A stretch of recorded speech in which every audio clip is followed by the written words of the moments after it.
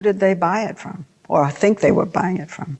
We have an incredible array of possibilities of creating foreign companies that have no way being traced back to Israel, shell companies over shell companies who affect the supply chain to our favor. We create a pretend world. We are a global production company. We write the screenplay. We're the directors. We're the producers. We're the main actors. The world is our stage. Did you see any surprises in Gaza? Surprises? Yeah. You mean intelligence surprises? Pages, walkie-talkies. Do you know how many treated equipment do we have in these countries? You don't. I do. You mean you mean booby-trapped equipment? Not only booby-trapped. And spying? Manipulated equipment. All right? In which countries are you talking about? All the countries that you can imagine. It starts with a simple question and ends in objective reality.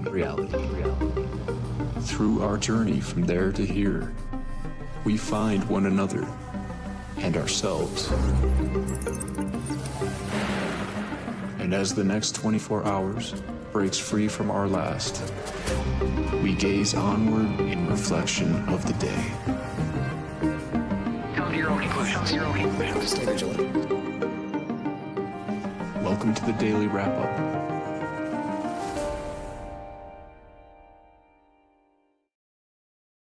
Monday, May 18th, 2026. Thank you for joining me today. Have a lot to get to today. It's going to be an important show, I think, or, a good one. Lots of content to get to. Some of these days I put these things together and it just feels like some of this stuff, seemingly separate topics sort of click, and not just because you feel like they may connect, but you find interconnected points that make it much more relevant to the larger picture, but also to the immediacy of the issue that we're going to talk about, whether it be Iran or Thomas Massie, APAC, or data centers. A lot of stuff we're going to talk about today. There's some interesting awareness points that are coming up around this.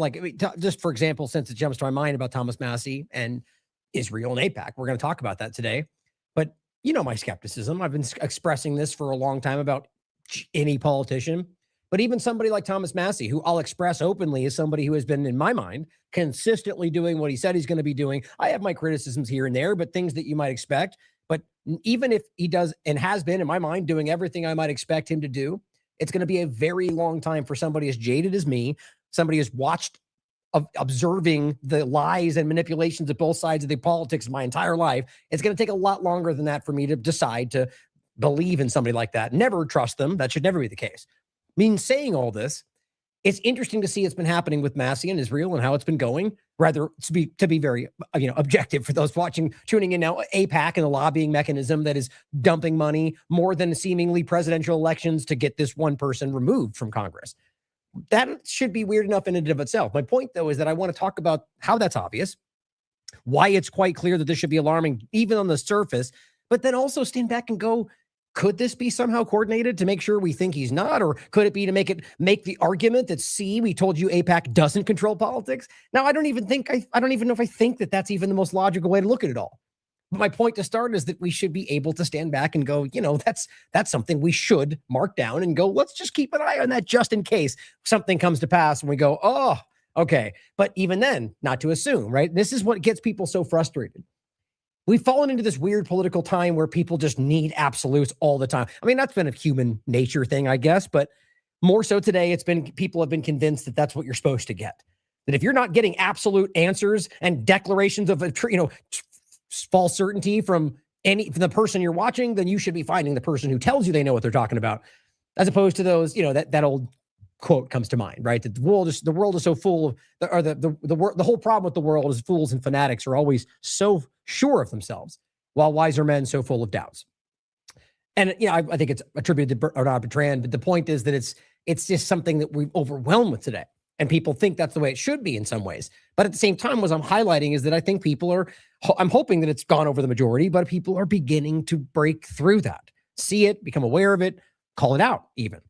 And so one thing I wanted to start with today, actually, I did have a point that I wanted to make about the daily wrap-ups in general. I hope I don't forget that. But since I'm on this point, there's something that I've been really expressing that I want to just kind of nail down clearly at the start of the show today, which is, the frustration that I share, that I think you guys share, of just misrepresentation, people being called things they're not, groupings being attributed to things that are in some people within those groups, but not in any way representative of the entirety of the group. And this is just everywhere today. And again, something that's just a human nature, but it's about specifically right now, the MAGA movement, the you know, kind of the whatever you would call the group we're talking about, the people in the Midwest, whatever it is. Every one of those terms don't really do justice of the multifaceted thing that is either left or right support for any president or any politician. But so like during COVID-19, I thought it was so important to make sure people saw that not every Democrat was just this mindless vaccine promoting maniac. In fact, I think it was quite more multifaceted. And I think now that we look back, you could argue that more Democrats were afraid to speak up, more willing to keep quiet. They didn't want to challenge the team. But I think we can look back and see that a huge portion of them were just as skeptical, called it out just like us. And many of Democrat commentators I pointed to who were calling these things out. Some of them early, some of them late to the party. It doesn't change the fact that the point was it wasn't all or nothing. And so that we got called Republican, Nazis, whatever then. Okay, now these things shift and people move around. And now we're saying, look, the people that are in the MAGA movement. I mean, it's the same point on either side of this. I keep making the same point. Politicians will promise things. The best way to look at all this is self-interest. And most people, there's not just two sides. People disagree on a number of things. They're in endless things. But people tend to act in their interests. And so the point is that Trump and his team promised a lot of stuff to people. Just like Biden did too, but we're focused on the moment right now. And Trump and his team, and by the way, I called those things out then too. Trump and the rest of them offered all these things that they're simply not delivering. Now, some of them argue they are, but this is my point exactly. And I'm going to make this point to start, hopefully pretty quickly, but that ultimately that, you know, I just lost the thread there. Back to the main point, the idea being that you have a grouping of people who are being called something that they're not. All right. And you have the MAGA movement who is being framed as something that it's not, in my opinion. And back to the point I was making is you have the COVID-19 element and the Democrats being called something. Now you got the Republicans, the conservatives rather, who are promised things that they did not get. That's where I was. And the point that their interests are that they want those things. Some of them lie, right? Some of them, that's what I was saying. Some of them pretend that they're getting those things, but that's the fake element that I'm trying to highlight. The people within this movement who believed, let's just even say that you disagree with their beliefs on immigration, who believed these things should be happening, who believed that going to war with Iran was a bad thing, who believed that more spending was a bad thing, who believed that bigger government was a bad thing. Now, whether that's what you agree with or that's what you think they want or not, the point is that's what most Republicans were claiming was what Trump was going to bring. We all know that didn't happen, at least not yet. So those that are saying this is what I voted for are just either ridiculous, blind, or didn't actually care whether they got it or not. This is where we have to be because this is objectively clear. So my point in saying all this is that you have a group of people, both left and right. And my point is those people don't care about any side. These are all political operatives, people trying to find opportunities and profiteer. You have people that are trying to pretend that all MAGA people are a bunch of dumb, blind, Trump supporting, whatever. Just like the other side was a bunch of pedophile, whatever you clump, Biden supporting, vaccine supporting, woke maniacs, or whatever the ridiculous framing is. And so what's important to highlight is that I don't believe that's even remotely what the majority of MAGA people are. Now, what I want to highlight here is that the MAGA representation is being applied to say the people that think that what Trump is doing right now is the best thing that's happening. But that's not the truth, is it? Because people who genuinely, like I'm trying to highlight, want to make America great again. And I mean, not just pretend that whatever Trump does today is that, but people who genuinely thought what Trump promised was going to do that didn't get that yet. And those people are yelling about how it's not happening or being quiet like COVID-19 Democrats. But the point is that the Make America Great Again movement were people that genuinely wanted to make this country better and are now very frustrated it's not happening. So for people to say the hashtag winning, or this is what I voted for people, the screaming new media idiots out there of either side are the representation of the party of either side, are the manipulators. Or people saying that, and for those that still may get confused, because I kind of did deviate there in the middle, we'll go through this point to start here. But the point being is that clearly people that point to politicians, for example, and say, look at all the people left and right, look at Congress. These are not the real representations of Americans today. And so back to the real thing I was highlighting here is that I'm frustrated about how good, honest American people, even if we disagree vehemently on what it means to make this country better, are being misrepresented as whatever you want to claim the current Trump administration is. Even though there's a huge faction of them who recognize that these people don't even support America anymore and are fighting for Israeli interests or whatever you think it is, that's a huge vein of the Republican side of the conversation. But so, Midwest people, Trump supporters, whatever you want to call it, that they're being used, they're being lied about, they're being misrepresented. Now, whether you think that's a majority of them or just a large portion, it's important to still see that because these are American people just like you, and this is something that I want to really stress, that when it comes to anything like this is what I think I do. I aggregate information. I bring things together for people to see that I think are important. And in some cases, we do our investigations. I fund others that do constant investigations in regard to Derek and anything. But I sometimes do my own due diligence and research. It becomes its own focal points. But largely, I just aggregate information of excellent journalists out there for you guys to come to your own conclusions about. But what I ultimately think I do is fight for people who are misrepresented. If you're out there, I don't care what your politics are. I don't care what religion you have. I don't care what color your skin is or where you live in the world. If you are being misrepresented, I will stand up for you. I will fight for you because that's what I care about. I mean, for crying out loud, go back and look. There's been times where I've said Alex Jones was being taken out of context, that Alex Jones is being misrepresented. And you know what I think about him and plenty of others around him, whether or not it's intentional or not. And so that's what I really think is important, is that these people, whatever you think about them, left or they're being misrepresented by the people who want to use them. And sometimes they don't even see that. And of course, I could be wrong. But this is the idea that I really want to sink in for a lot of what we're going to talk about today. The people that never really saw themselves like in the political class suddenly saw themselves represented in the what Trump's 2016 administration did. And I wrote about that at the time, that they really tapped into that grouping of people that were kind of like, who cares about all this? And suddenly that's all that mattered. And we're in a very politicized culture right now in this more than ever in this country. But they saw that in them. They thought that's what they were going to bring. Not the same old left-right politics that never really cared about their local small town feelings on the world or whatever you want to frame it as. I'm just trying to make it clear for people the difference, the East Coast versus the center of the country. They were fooled, I think. I think they were very obviously played by somebody who knew what they were looking for or thought, tapped into something that they didn't even know they wanted. That doesn't change the fact that they mean what they say. They care about what they think. They fight for what they believe in. And yes, they were fooled, like a lot of us were. My opinion, anyway. Some may be simpler than others. They may be some, more complex, more in depth with their opinions, but they have opinions and they care about them. They are people and they care. I think it's so important to recognize the personalization, not the dehumanization that everything is today, but people that are out there that believe what they say, who fight for what they mean, and are being represented as some kind of blithe, disregarding nonsense that just goes along with whatever the current thing is. And that's so important to see. Okay, I'll leave it there. But I think it's really important that we reflect on that. Maybe you think I'm overthinking it, but I hope you at least think about it. Now, on the one else starting point that I should have started with, I just want to point this out that I think that I wanted to share in regard to the way that the daily wrap-up ultimately will go forward. A small point, really, is that I'm focusing on this kind of new, more things coming in the future. My point, though, is that I'm trying to see how I can make this most efficient for myself. Like this week alone, I've got about 5-6 shows or pieces of content planned for the week.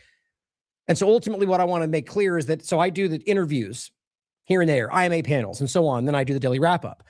My goal was for myself, and this is really just about mapping out how I can squeeze out the most amount of time from my life and my family and whatever else is going on in the world and make sure I focus on this and don't leave that up in the air. Because it's important that you guys know when, at least can hope to expect when content is coming, that I'm pretty much, I want it to be all under the daily wrap up at this point. So it won't be confusing with what I'm talking about. So I think I'm just going to use the daily wrap-up intro for everything, for interviews, for other than IMA, I guess, but things like that. So it makes it more clear and just kind of frame it that way. And so my goal going forward, and I want you to hold me to this is my goal, and I'm going to make myself fight for this, is 5 to 7 pieces of content a week. Interviews, IMA, daily wrap-ups, whatever. And so it may fall short, may go more, but that's what I'm aiming for. So you guys can be aware of that. So when you see the new interviews coming out with the daily wrap-up intro, that'll be why. That's kind of my goal anyway, so that you can expect that and plan for it. And hopefully we can increase this quite a bit and, just maximum output and according with of course, with everybody else as well. So back to the point. Now, keeping that in mind, which I'm hoping you didn't forget what I said, that was the point. I want to keep that fresh in your mind about the idea of the illusory nature of the two-party illusion and what they're doing to people in this country and all around the world this is what I want you to think about as we go through this opening part. Now, it's kind of what I've been highlighting, but a very more specific and obvious and high-level example of what I'm talking about. Coming directly from Elon Musk and how it filters through this very fake ecosystem that is on this platform. Now, that's not everybody. I'm a real person. You're a real person out there. 5 times August, a real person. I've met him myself. He's got an account, and he calls these things out. And we all exist on this ecosystem. But what you'll find, as Alex Zach was just talking about, is it's bottom line is it's not honest. And the engagement is capped on certain things, no matter what you do. Everyone can see it. There's even people that are discussing how to game the algorithm. Like, what's going on? I do this and I do that and I tweak it this way and I put all caps and it just doesn't change how much it gets reach. They're like, and there's public about this. And I get it. Not everyone sees it the way we do, but that's dishonest in my mind. It's all about trying to maximize through manipulative tactics how you can get your content seen, as opposed to just, I don't know, meritocracy, organic engagement, the things that Elon pretended he was fighting for. So 5 times August. MAGA went from expecting Nuremberg trials to sending the swamp to Gitmo to just being happy with social media memes and White House generated AI slop. That's my whole thing about all flash, no substance. Because you get in a bunch of memes and, the storm is coming, like literally citing Q nonsense to people, which they know they're doing that to get some kind of engagement, and then no follow through, nothing. And that's one of the things I keep highlighting, whether it be Obama or Pelosi or anybody else, January 6th or Klaus Schwab, Bill Gates. You can't just keep pretending, like I keep saying, tomorrow, the next day, a year from now, maybe something happens and I'll still be happy about it if they're held accountable for their crimes, no matter how it actually, well, I shouldn't say it like that, but in the sense of how they make it take 2 years versus a day or, whatever we're talking about, when I should rather say it happens, I'll be happy that they get held accountable. Why in the world anybody honest would be saying it's totally logical that it wouldn't have happened by now? There's no reason in any sense that any of these things shouldn't have been held accountable, or these people, that they wouldn't be held accountable by now. Instead, they're happy with memes and so on. Now, what I want to show you, and here's even Matt Baker and plenty of others that are at one point pretty, and I think still are, influential in the conservative conversation, who they all call it out. Look at the comments, guys. People are very disgusted by what the pretenders in the MAGA movement are doing. The new media that act like we're winning and everything is great. Well, everyone can see that's not happening. So Benny Johnson comes out on the 17th and says, I've been credibly informed that MAGA is dead by the retard right. I guess, so understand, there's no political opinion divide. That's anybody that doesn't blindly associate with what this team says is now suddenly stupid. Or, like Boebert or Marjorie Taylor Greene or any allies who have all the right opinions who suddenly go, but Trump's wrong, then suddenly you're the worst person alive. What kind of... I don't even know how to say that without it. So how can you be even having a modicum of intelligence and pretend like you can't see what that is? So it's not about opinions? I thought you were all about meritocracy. Nope, it's about if you choose to believe what I say that day, no matter what, even if I just change my opinion. This is people like Benny Johnson and the rest. This is what they do. So he says, I've been credibly informed and said by the right. He goes, yet 10 out of 10 House Republicans who voted to impeach Trump lost. So in case you don't under his point is, well, the 10 House Republicans who tried to impeach him, which means they put it through a process of congressional involvement and they lost, which means they got to vote it down, which means, by the way, that Democrats and other Republicans didn't want that to happen. Right. But then I thought you were just telling us that Democrats couldn't wait to do what they could to get rid of Trump. But of course, they voted to make sure he stayed in power. You make sure you make sense of that. 5 impeached GOP senators lost. Indiana state senators lost in a bloodbath, and the Bush, Cheney, Romney, Pence dynasties are dead. Frauds. Okay, so yeah, there's a clear transition of the way our society operates. But so what's your point there? That career politicians who chose to make sure Trump stayed in power, even the ones you claim hate him, that's a sign that MAGA's alive and well? Now, again, don't miss my point. MAGA is not these idiots pretending they fight for Trump, or rather that are that they want to make America great again. MAGA are the people that wanted what Trump promised and have yet to get it. So by him saying, and these are the people saying MAGA are dead. The people that are out there who are saying MAGA is dead are the ones who are saying they never followed through with the Epstein files. They didn't give us what they promised. So these are the people saying MAGA is alive and well and great, even though you got nothing that was promised and everything's been a diametric opposite of what he said he would do. And on top of that, you're pointing to career politicians, the swamp, and saying they stopped it. So we're winning. So I said, Just to make it clear, one statement, MAGA was built, and this is important to think about. Again, MAGA, not the politicians, MAGA, not the Trump administration, or not the MAGA that means people that blindly support whatever Trump does that day. The people that want to make America great again, regardless of what Trump does and whether Trump changes his mind, and whatever, even if you disagree with it, they believe in what they think. Those people, MAGA, the real movement of MAGA people in this country, sort of like the real Make America Healthy Again movement that is not supporting Trump right now, even though they still pretend that they're Maha, right? That's the point. MAGA was built on the ideas of changing the system. Now, that's not to say that that's what MAGA is doing. This is even online. It's really difficult for people to wrap their mind around what I'm saying here, right? That not the people that are currently, like, MAGA was built on the changing the ideas of the system, right? Not that they were going to do it, but that's what they sold people on what they were going to do. Fighting the deep state, right? Draining the swamp. Not that they were going to do it, but that they told you they were going to do it. Yet here you sit pointing to career politicians supporting Trump as the proof that MAGA is not dead. You are either very dishonest or astoundingly stupid and tone deaf, because clearly there are tons of conservatives that are like, that's just not what we wanted, right? And I said, additionally, MAGA only ever existed within those who truly wanted to change the country for the better. Now, you may disagree on what that looks like, but that's what I believe they wanted. However, they saw that. The only thing dead is the fake MAGA politicians and new media grifters who have revealed they do not care about Americans or putting America first. I feel like that's pretty clear. But please tell me if you think that if you're still confused about what I'm aiming at. This person says MAGA never had anything to do with the changing the system or challenging power. It's a horrible take. You see, this is my point, guys. I said, no, it's an accurate take about average Americans who were played by the two-party illusion and Donald Trump. If you are saying that MAGA is the Trump administration and the clowns yelling #winning, I bet you two are lost in the false binary. Now, you can read below that and see how clear that is. My point, though, so somebody from the other side basically saying, that's not true. Every Republican is a dumb Nazi who hates. That's not true, guys. Just like I don't think this person or anybody on the left are all a bunch of vaccine-pushing woke idiots. That's not the truth. There's clearly a faction of that, and I think that's the top of the team sport politics paradigm. But I hope you understand what I'm going with this, because I find this to be profoundly important, and I'll include an IMA panel we did back in September 2024, debunking the false binary with the Independent Media Alliance. Now, keeping that in mind, here's one example, or actually a couple of them, but one that really stood out to me today. You know, if you've been watching the show, I've been pointing this out here and there, right? Just pointing to the examples that people keep hyping the idea that action's coming while we kind of can clearly see that it's not. So this person's where it started, actually, interestingly enough. Grandpa's, I need to slow down my talking. I have these moments in the show where I'm like, I know, I can hear myself talking fast. It's funny for those that are watching the show on a regular, if you're the regular viewers, it's just who I am. My brain's moving quickly. We get into it. I'm moving, thoughts are coming, and I just start talking really fast, even right there. I'm genuinely trying to slow it down, but the shows will be longer.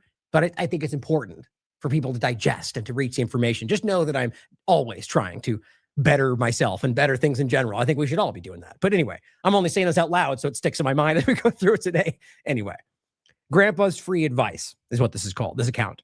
84,000 followers, but weirdly has almost 600,000 views. And there's a reason for that, guys, because Elon Musk literally took this video and shared it. Now, what he says is Jesse Waters just dropped this. Okay. You mean this? Well, first of all, what we're talking about here, guys, is the same January 6th report, okay, from 2024. That's the reality. So Grandpa's Free Advice is saying, yeah, Jesse did do this. Jesse Waters with his red lights and the holy cow and the wow thing, he's literally just like all the rest of them. It's probably because they recognize that the algorithm helps them when they do that. Either way, he is one of them that does this. And he's one of the leading people on Fox News. Think about what that shows you. So my point is, this is an old video that's also important, by the way, because I agree, January 6th was a complete manipulation. I've talked about the PSYOP. I've talked about how they tried to trick Republicans to call them not. I've talked about all of it. Go ahead and tell me how I'm on the side of the Democrats or I'm fighting Republicans while I was literally there defending them while everybody attacked them, including people on the Republican side. The point is this is an old video of them trying to hype the idea that, oh my God, they're going to break down January 6th stuff, because right now they're floundering and people in their own party are seeing through them. So what do? You go to Q, you go to the most lowest common denominator in hopes that people who are right on the fence will swing back over to support you. So this guy posted this May 17th. And then Elon Musk comes and posts it on the next day. Just the video, no commentary. And I said, wow, a clip from, and by the way, you can feel free, as always, not feel free, you absolutely should always verify this stuff for yourself. I could always be wrong, guys. The point here, December 12th, 2024, DOJ IG reveals 26 FBI informants were present on January 6th. Yeah, I reported that too. We reported that well before the DOJ report came out because we knew that then. We knew that months after January 6th. Look it up. And it wasn't like a guess. There was data that came out. We just never got, it's sort of like the corporate media suddenly going, lab leak, even though that's also not the reality in my opinion. But that was months and months and months after we were always talking about the possibility of it. There's always or suddenly Alpha Gal and ticks. It's all over. Everyone talk about it. We've been talking about that for, I don't know, a decade. True Stream Media did an entire thing about it a long time ago, but now suddenly you're allowed to talk about it. I wonder why. It's something you should be asking. Point is, this is an old clip. And I said, in regard to Elon Musk, I said, wow, a clip from 2024 with no comment. Are you suggesting Trump double-crossed everyone? Because wouldn't that what it clearly be, right? Because here's the thing that from 2024 that showed very clear evidence the government was involved with manipulating the whole thing. Wouldn't you have done something about that? And if you're showing this, that means that you're basically hinting that he didn't, right? Of course not. That's what an honest and intelligent person would think. But no, Elon Musk, I argue you're hoping this fools people into thinking action is coming, even though it is not. Okay, tomorrow that may change. I think right now, you look it up for yourself, there's not even ongoing stuff. There's a lot of hype and talk and discussions and Todd Blanche saying things online or on podcasts or on Fox News. And I could certainly be wrong. Maybe tomorrow the whole thing comes out. But remember, when they come out with another indictment about something Obama said online or something dumb instead of the reality, that's also another misstep. Comey, I argue, is obviously the same way. Anyway, I digress. I want to focus on just this point. But the idea is there's so many elements of this. The last Comey and Letitia James discussion, I told you right when those came out because I looked at the information. And I said, this looks like it's designed to fail. And what happened? Well, it failed. And I said then, Comey and James both deserve to be in prison. But they made sure it didn't happen. So now with Comey and the seashells, have you looked at it, guys? Have you looked at it as opposed to listening to Rubio or Trump or any of these other these very childish people that will sell whatever Trump says? It's designed to fail, guys. You've got a bunch of people online hyping about how we know what he meant. That is not how courts work. Just watch. I hope he goes to jail, but if it goes for this, he'll get a slap on the wrist and he won't be held accountable for all the things he actually did. Either way, I'm willing to bet you nothing happens. So that's what this seems to be about. That action is not coming, at least not from Trump or anyone within the two-party illusion. My point is, that guy shared it. Elon Musk shared it the next day. And then one after another, we got this. I mean, everybody, guys, the exact same thing. Of course, their new model, right? For whatever reason, the algorithm likes it better when you put some weird half still shot in the video. I'm telling you, I did a whole thing about this. This is what they were telling people. Look, this is what we do. All of a sudden, they're all doing the same thing. Red light just now. Jesse Waters, old video, Elon Musk. Right after Elon Musk shared it. And it goes, just now, Elon Musk drops the bombshell that FBI. Oh, just now? You mean the video from 2024, Eric? You absolute child. This is what I'm talking about. How perfectly embarrassing for you. This is an old clip. But they did it one after another. Eric Dougherty, Igor Guntherman, Elon exposed January 6th by posting an old video from 2024 with no commentary. My point is, these guys probably didn't even look. Or at the very least, if they know it's false, they don't care. I don't even think they care if they know people like us come make fun of them. That means it's not even about their reputation. There's something weird there, which I know you guys all see, but these are huge accounts with millions of followers. Like all said and done, we're talking like 50 million people a follower count with just these first 4 or 5 people we're talking about. And that's Elon Musk included, guys. And so they're saying, this is it. It's all coming down. They're all going to get arrested. Well, wouldn't you be going, but why wouldn't that have happened since then? Wouldn't he have done something by now if it was this open and shut? Well, yeah. And I'm not suggesting it's not open and shut. I'm suggesting, and there are some nuanced points. My point is, though, they're not going to do it. Sergeant News Network. New. Elon Musk drops the bombshell. It's literally like identical posts and everything with the same Elon Musk thing, the same clip. They just go from one person to the next and share the same thing. Each one of these has this one. Oh, I didn't refresh it. This one was the smaller. Which one was this? Oh, this was the smaller one. I forgot about this one. This was just one of these other many accounts. There's like 6 of these different similar named accounts. This is actually one of the ones that I saw and caught my attention, caused me to look into it. In any case, 9, like I think out of all of these lists right here in these tabs, 3 or 4 of them are under 50,000 followers. Most of them are well above hundreds. The first 5 or 6 of them were 1 million plus. Real Robert, for example, 323,000 followers. Now, this is a similar point. The Federal Bureau of Investigation under the direct order of Christopher Wray attempted to overthrow the government. Democrats knew. They all knew. They covered it up. Same exact post. Yeah, good.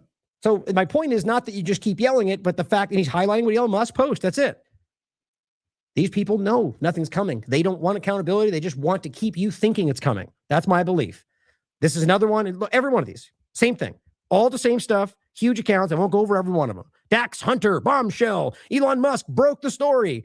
Cue the storm. Boom. Elon Musk just dropped the ultimate January 6th thing from 2024 that everyone's seen, that we've all talked about. You see, this isn't aimed at people like us, guys. This is aimed at the individual, the average people that aren't paying attention, that get swayed by this stuff, and it makes a difference. Why do you think they tapped into the sleeping giant that was people that were not politically invested before 2016? So they could manipulate them, because others were paying attention, like you. Same thing they're trying to do now. Scrape in a few more people that might just think he's on your side because everyone else is starting to turn. Latino MAGA. Elon Musk, this is translated from Spanish, by the way. Elon Musk drops the bombshell. FBI report. Same exact thing. Elon Musk and everything. Conservatism and elegance, translated from Portuguese. Look at that. Elon Musk drops the bombshell. Okay, this is a multilingual, multiple million follower accounts sharing the same identical post with the same clip from Elon Musk, all of them, in order to sell the idea that something's happening using a video from years ago. The whole point of this is that it shows you that nothing is happening, in my opinion. Stephen Gardner, Jesse Waters says the DOJ January 6th report reveals. Now here's what they're pointing to, guys. This very first one. So they look at this and they go, oh my God, this is a new report. If they aren't completely manipulators, right? So this guy, maybe he's real, I don't know, and thinks this is new, which means one of two things. They're either part of the manipulation, knowing they're trying to grift to get your attention, or they're so bad as the new media that they don't even do their due diligence. You can't take 10 seconds to check and recognize the videos from 2024. This guy's probably like, wow, bombshell, this is changing everything, and it's an old video. And the whole thing starts over again. Guys, I'm telling you, this is insane. And I'm telling you, Twitter is making this happen. Now, this is the Grandpa's Free Advice one. So this one, another one, WH White House Grandpa, I guess, same thing. Boom, bombshell. Elon Musk dropped the ultimate. Eric Dougherty. This person followed up saying, Grok, is this new information or not? And it said, no, or they said, this is not new information, right? And just make it, if you care more about Grok has to say, and you can't just do your own work, says right there. Nope, that's old information from 2024. So why are you sharing it, Eric? He doesn't care. Here's another example. So that I could have gone on for hours. Do your due diligence. Take the first sentence and search it on Twitter. You will find thousands of those. The first 20 of them, over 1 million followers. Elon Musk sharing it himself. How do we not see what a weird thing that is, guys? That is designed to be manipulative, not by accident, but a choice to manipulate people, in my opinion, into a certain position so they don't speak out. Here's an example I pointed out on May 15th. This guy comes out and goes, breaking, China just abandoned Iran's oil, started buying from Alaska. Trump's winning. He got China on his side. Except that didn't happen at all. This guy, 323,000 followers. This has 1.5 million views. You know why? Because Elon and the rest, they shared it. Because that's how this works, even though it's false. That's it. Look it up. It's wildly misrepresented. It was something that was discussed. China, I'd argue, is not even close to being in that position, but being discussed as maybe we'll talk about that kind of a conversation, and it turns into, we did it, we won. And I said false, easy to verify. At the time of posting, the false post has 1.4 million views and high engagement. Didn't Elon just pretend he changed the algorithm to stop just this kind of BS clickbait? Yes, he did. And he lied. This garbage is why this platform exists. Hashtag two-party illusion. Because realize they did. They said, oh, we're going to tweak this and alter that. So people who are just bombing this with spam and nope, those are the same people we're pointing to. And they are only growing in reach. Gunther Eagleman on this, the Obama point. These go back. I mean, for crying out loud, I think I have a search. Just it's insane to see how many times they do this. President Trump posted this last night. You know what? He did. Now that this is on the 13th. But this is Donald Trump posting this old video on his True Social. You don't think this is by design?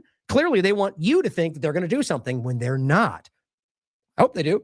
I doubt it will happen. There's even new stuff I'll show you today from Todd Blanche, but they just keep doing it. 2020 was stolen, or 2020 was stolen. So even all this time, all this research, all the evidence, now you're in power and you still have done nothing. You guys keep claiming he's a treasonous traitor. Like those are, anyway, those are claims that hold, they have, there's things that are meaningful around those in court of law. You can't just, libelous, call someone a traitor. That means you have evidence that suggests that you know that they're breaking the law. You get it, but they know what they're doing. Here he is, Eric Dougherty. Wow, President Trump posted this bombshell last night. Same thing. Arrest Obama, the traitor. I said, wow, Trump posted something again. Wow, and never does anything about it. All they demonstrate when they do that is they don't actually care about accountability, guys. Same thing here. Here he is, Eric Dougherty. Holy crap, President Trump just dropped this Hussein bombshell. Same old thing. More information. A new talk, split with something Trump posted, but nothing happens. Nothing happens. And just look it up Obama. Here's just Eric Dougherty, but you feel free to do it with all of them if you want to see how insane this is. Here's a post from 8 hours ago. It's a new one. Trump just dropped this bombshell, fake news. Obama spent $34 million. Oh, did you do anything about it? Did you arrest him? Did you charge him with a crime? Have you exposed No, we just yelled about it and then pretended like it was over. Wow, President Obama, arrest the traitor. That was May 12th. President posted about Obama and Nancy. Democrats love sewage. It's just every single one of these. And these are May 17th. President Trump drops the mic on Obama. Okay, has anything happened? No, this is all nonsensical. And it goes on and on and on. And some of them are like this. It's coming down. He's going to get arrested. Obama's going to jail. Yeah, I'd love to see that. It's not going to happen, though. I doubt it. Real Robert. Here it is. FBI Director Kash Patel sums it up in 45 seconds. What took 2 years to prove without a shadow of a doubt. See, it's things like that I'm talking about. Barack Obama conspire with a foreign power to overthrow the U.S. government. Wow. Beyond a shadow of a doubt? Well, that is sure enough what Kash Patel talks about. So you're telling me you know it's beyond a shadow of a doubt. That's a legal term, guys. Or I guess it's applied that way when court of law anyway. The point is that it is something you're claiming that means 2 years of your life you took to prove the following. And then what? Then nothing. Then nothing. Hussein Obama is a traitorous SOB, says this other Juanita Broderick, whatever this bot account is. The same thing. He should be arrested for treason, May 12th. Another old video about Obama. James Woods, very influential account, does the same dance every day. He says quite the contrary. This meme, or I guess this weird screenshot of some part of a meme, says this will never make sense. National popular vote. And it's Obama 81 versus the rest of them. Yeah, they all cheat, guys. If you're still not aware of how they all cheat all the time, you're just not paying attention. He says quite the contrary. It was unequivocally a fraudulent election. It makes perfect sense that they face the facts. Good. Great. Cool. Now feel free to point out that the admin that you love so is currently choosing to do nothing about it. Go ahead, James. I'll wait. But you won't, at least not with Trump, because you are either dishonest or too willfully blind to see that you are being used. Some of us actually want accountability, James Woods. Feel free to call that out if you actually do as well. Maybe he does. Maybe they're just afraid to call it out because the team will attack them, and you know that. Here's a new example. This just came out. This is Trump War Room. And this is a new clip, by the way. This is a new clip with Todd. This thing's from yesterday, posted from the Rapid Response White House account. The Russia hoax was a deliberate deep state plot to destroy Donald Trump and subvert the will of the American people. Good, then arrest him. Sure sounds like a big deal, guys. Then do something to prevent where is there an indictment? No. So Todd Blanche went on for the 37th appearance to yell about how Obama is so obviously guilty and then did nothing about it. Hey, guys, maybe he does tomorrow. Maybe. Certainly hope so. Sort of don't think it'll happen. Now, here's Elon Musk. One more example in this kind of field of how this platform manipulates very coordinated fashion. He comes out on the 18th today and says the murderous lunatic left and posts another person posting the same cartoon he shared probably 7 times. Which the idea, again, if we are seriously mentally deficient enough to stand here and pretend like only one side of this paradigm acts like that, it means that you're trapped in the paradigm, guys. Both sides look at each other and pretend like they're the most lunatic. When anybody who's not lost in the two-party illusion goes, you're both doing the same thing. You're both attacking for hate speech. You're both, it's just the same old cycle. They have different wedge issues and they both support Israel blindly. They both engage wars blindly, and they keep you divided using wedge issues they never seem to change. Yeah, that's the point. But see, here's the real point. He said it 9 hours ago. He said it on May 16th. He said it on the today. The left is a party of violence 23 hours ago. The lunatic left celebrates murder. This is what he's doing. Look at this. Left. They're lunatic left. They're murderers. They're psychos. The left is killing people. Yeah. But the uniparty, right? We're all about bringing people together. He's not going the left crazy. He's saying the left, all of them. Anybody's a liberal. Liberals is a mental illness.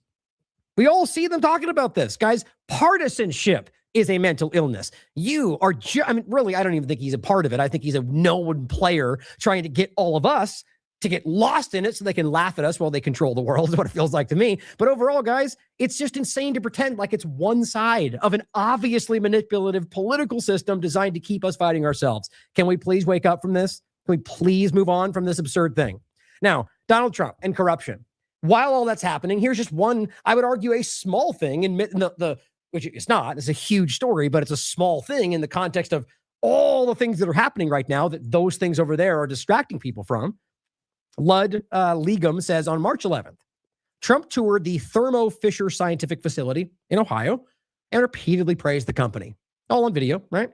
On the same day, Trump bought between 15,000 and 50,000 Thermo Fisher stock. Now, look, there's always going to be a way they sidestep this. We're talking about Pete Hegseth in a minute and the Hatch Act, Thomas Massie. Of course, they're going to go, well, I was doing it in my personal capacity. Well, there is no such thing when you guys are wildly politicized and everything you do is as Secretary of Defense. And same thing here. My point is, this is a crime. This is a conflict of interest. But it's no different than all the rest of them. So yes, I do agree this should be held accountable. So too should Pelosi's stock manipulations. So too should Marjorie Taylor Greene in regard to investing in Palantir, any number of them. And the same point goes for Trump with Palantir and all the rest of them. So in this case, the fact that he would go there and speak publicly about how great it is, then invest in it, even if you argue it was organic, is still the same thing. You know your statement will wildly increase the stock.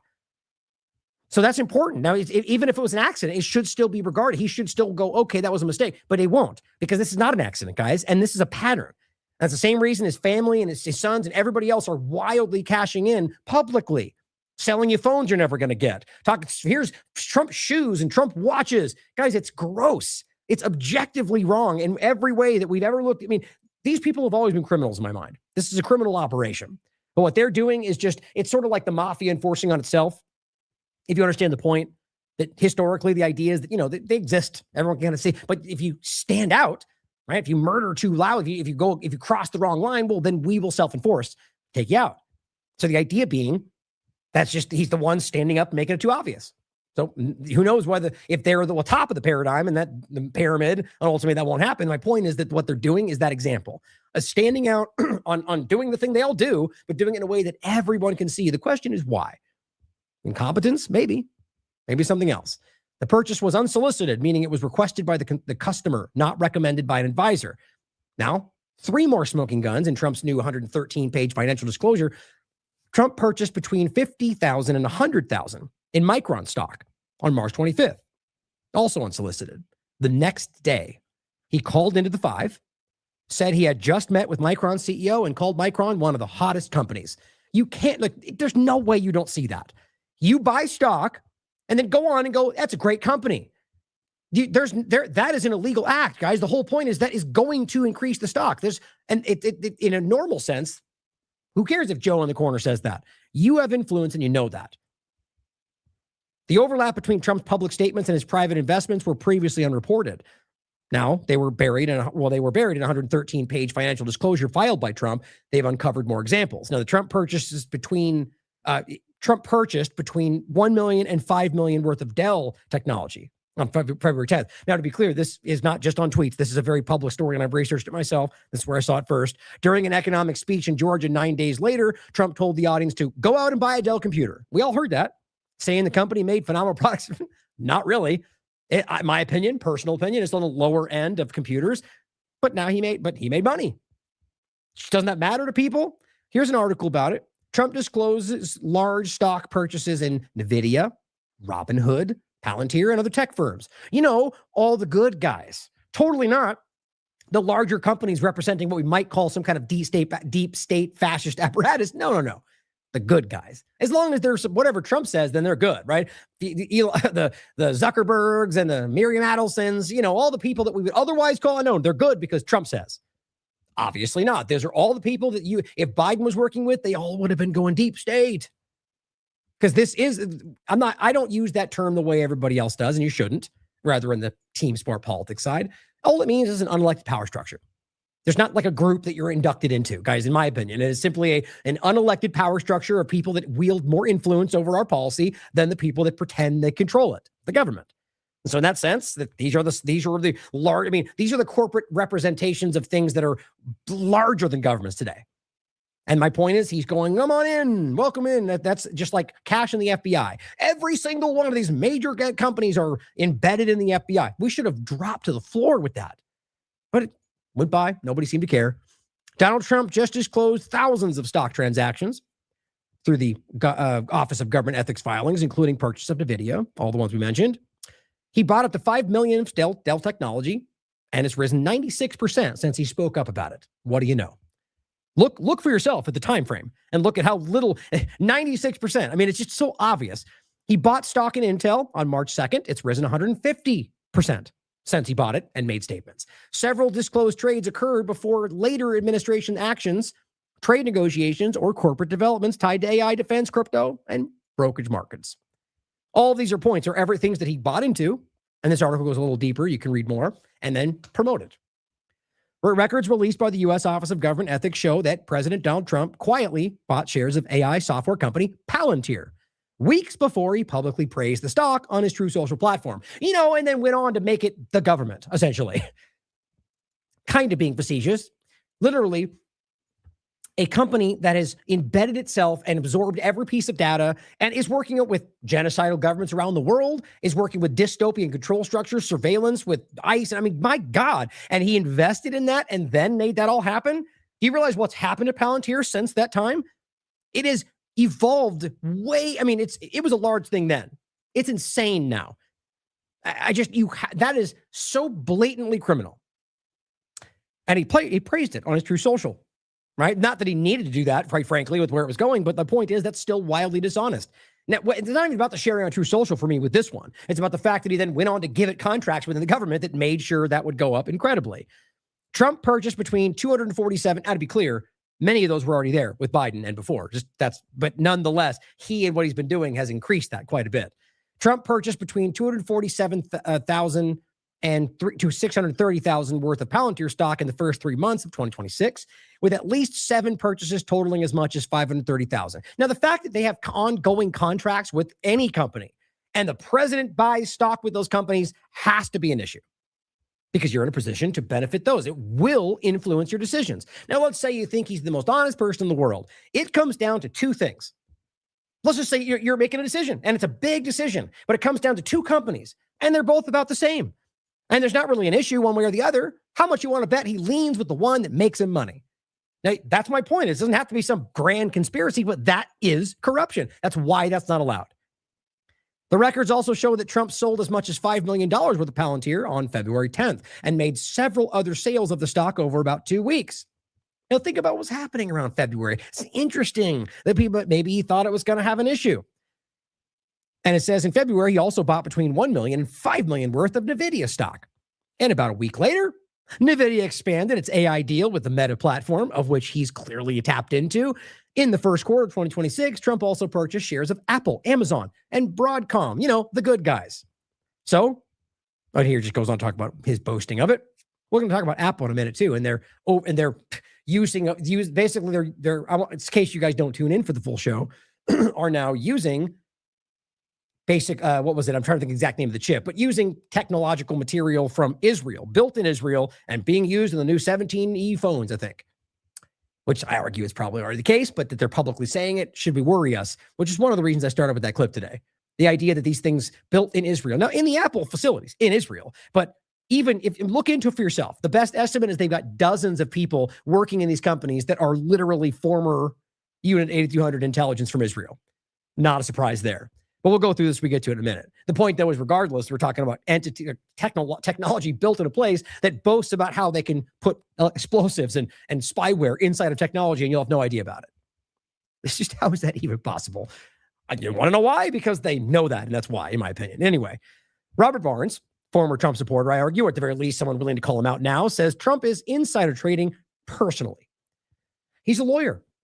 Now, of course, people can try to frame it, which some are all of a sudden, even though they were suddenly hardcore on his side before. Oh, he's just jaded. Now he hates Trump, and now he's going to call him out dishonestly. It's just funny how people will choose whatever they can to ignore, question it, of course. But he's a lawyer. He knows what he's talking about. In the sense of, being aware and being able to acknowledge this is about a textbook insider trading as you can get. Several disclosed trades occurred before later administration actions. Or trade negotiations, corporate developments. Come on. Also, just blatant corruption, as Rob Barnes almost points out as well. New York Times. The Trump Justice Department is dropping Biden-era charges. This just makes it even more perfect. And I do not pretend that I think they're any different. It's just interesting that would be that standout obvious, or rather it would look that bad optics-wise to people on the right, that Trump's department is dropping Biden-era charges against Indian billionaire Gautam Adani. The reversal came after Adani hired a new legal team led by one of Trump's personal lawyers. Then that lawyer went to the DOJ and made a personal proposal. If prosecutions were dropped, who cares if he's guilty? Who cares if there's a crime? But if you drop the prosecutions, the charges, he'd be willing to invest $10 billion, totally separate from all of this, in the American economy. So basically, hey, we'll give you $10 billion if you drop the charges. And Trump goes, okay. I mean, there's no way to misunderstand that, guys. That's insane. And this, of course, Biden, whether meant it or not, maybe he was going to do the same thing. That's exactly how I look at this. But either way, that Trump drops Biden charges against a person who is, it's amazing what people can choose to ignore. That he works with one of Trump's previous lawyers. They go to Trump and they go, hey, we'll give you $10 billion. And they drop the charges. That's exactly what happened. And even people like Robert Barnes are calling it the pay-for-play schemes keep chugging along. Just like the Clinton administration. The same pay-to-play schemes that they never got held accountable for either. Trump just launched a taxpayer-funded $1.8 billion MAGA slush fund, the New Republic reports. Now, you may have seen this. I saw Ryan Graham actually reporting this the day before yesterday, I think, or yesterday, calling this out. That this is, the idea that, this is transparent, in my opinion. At the end of the day, he's suing the IRS for weaponization, and then uses that to coerce it into, you could look at it one of two ways. The simplest and objective way to report it is he sued them. That didn't happen. He pulled it back and then decided to go in the direction of a taxpayer-funded, almost $2 billion fund to fight for people who are, I guess, unjustly charged with crimes. So it says, President Trump is officially dropping his $10 billion lawsuit against the IRS, the same IRS that he said he was going to destroy, opting instead to create a roughly $1.8 billion fund to further enrich himself. That's their framing. January 6th, they call rioters, and virtually any right-winger who felt targeted by the Biden administration. Not their framing. Now, of course, there obviously were rioters. My point is, I just don't like the framing of that because most of them, in my opinion, were not. Either way, the point is, you're taking a team that is obviously politically motivated, just like the other team, and you're saying, you're going to pay for our ability to use that money to defend the people who we think are being attacked by your side. At the end of the day, it's going to be their team. How is that not a weaponization of the same thing in reverse? That's exactly the point. But you're going to pay for it, though. Don't worry. And have we seen the people that they defend? The people that they were charged with a crime, he got pardoned, then they got charged with the same crime again. Those are the kind of people we're talking about, guys. And it's not a secret. These people, left or right, don't take this one side, but our politicians do not care about morality and integrity. In my opinion, it's quite obvious. This is them just siphoning more money from you at a time when they've already taken more than we've seen in a long time. Now, this is like the salt in the wound. Cherry on top. Here is what I actually had to make sure this wasn't AI. This is just so silly where we are today. The things they're doing, you can decide why. Mike Johnson talking about why it's okay for them to give themselves more money at this time in history. Well, look, the salary of Congress has been frozen since 2009. When you adjust for inflation, a member of Congress today is making 31% less than they made in that year. It goes down every year. And over time, if you stay on this trajectory, you're going to have less qualified people who are willing to make the extreme sacrifice to run for Congress. I mean, it's just people just make a reasonable decision as a family on whether or not they can come and move to Washington, have a residence here, a residence at home, and do Well, here's a solution. How about we don't have a government? That'll solve that problem. all the things that are required. So the counter argument is, and I have some sympathy, look, at least let them engage in some stock trading so that they can continue to, Look at that smirk. Continue to what? at least let them engage in some stock trading so that they can continue to, take care of their family. Oh, yeah, to take care of their family. Because we know how much these billionaires are struggling, guys. Or, excuse me, millionaires, most of them. I'm sorry, that just must be a tough situation. On top of the fact that we're really talking about here, stock trading? So you're saying, yeah, come on, we're struggling. We can't make ends meet. Let us do some stock trading with our insider knowledge that we have that you don't. I mean, how in the world is it? This is the overarching thing that I keep seeing more than this administration than ever, but just has been increasing over the years. They're just coming right out and just in your face saying the thing that we know is wrong, but just barely flavoring it with it's justification. Politicians are struggling, whatever.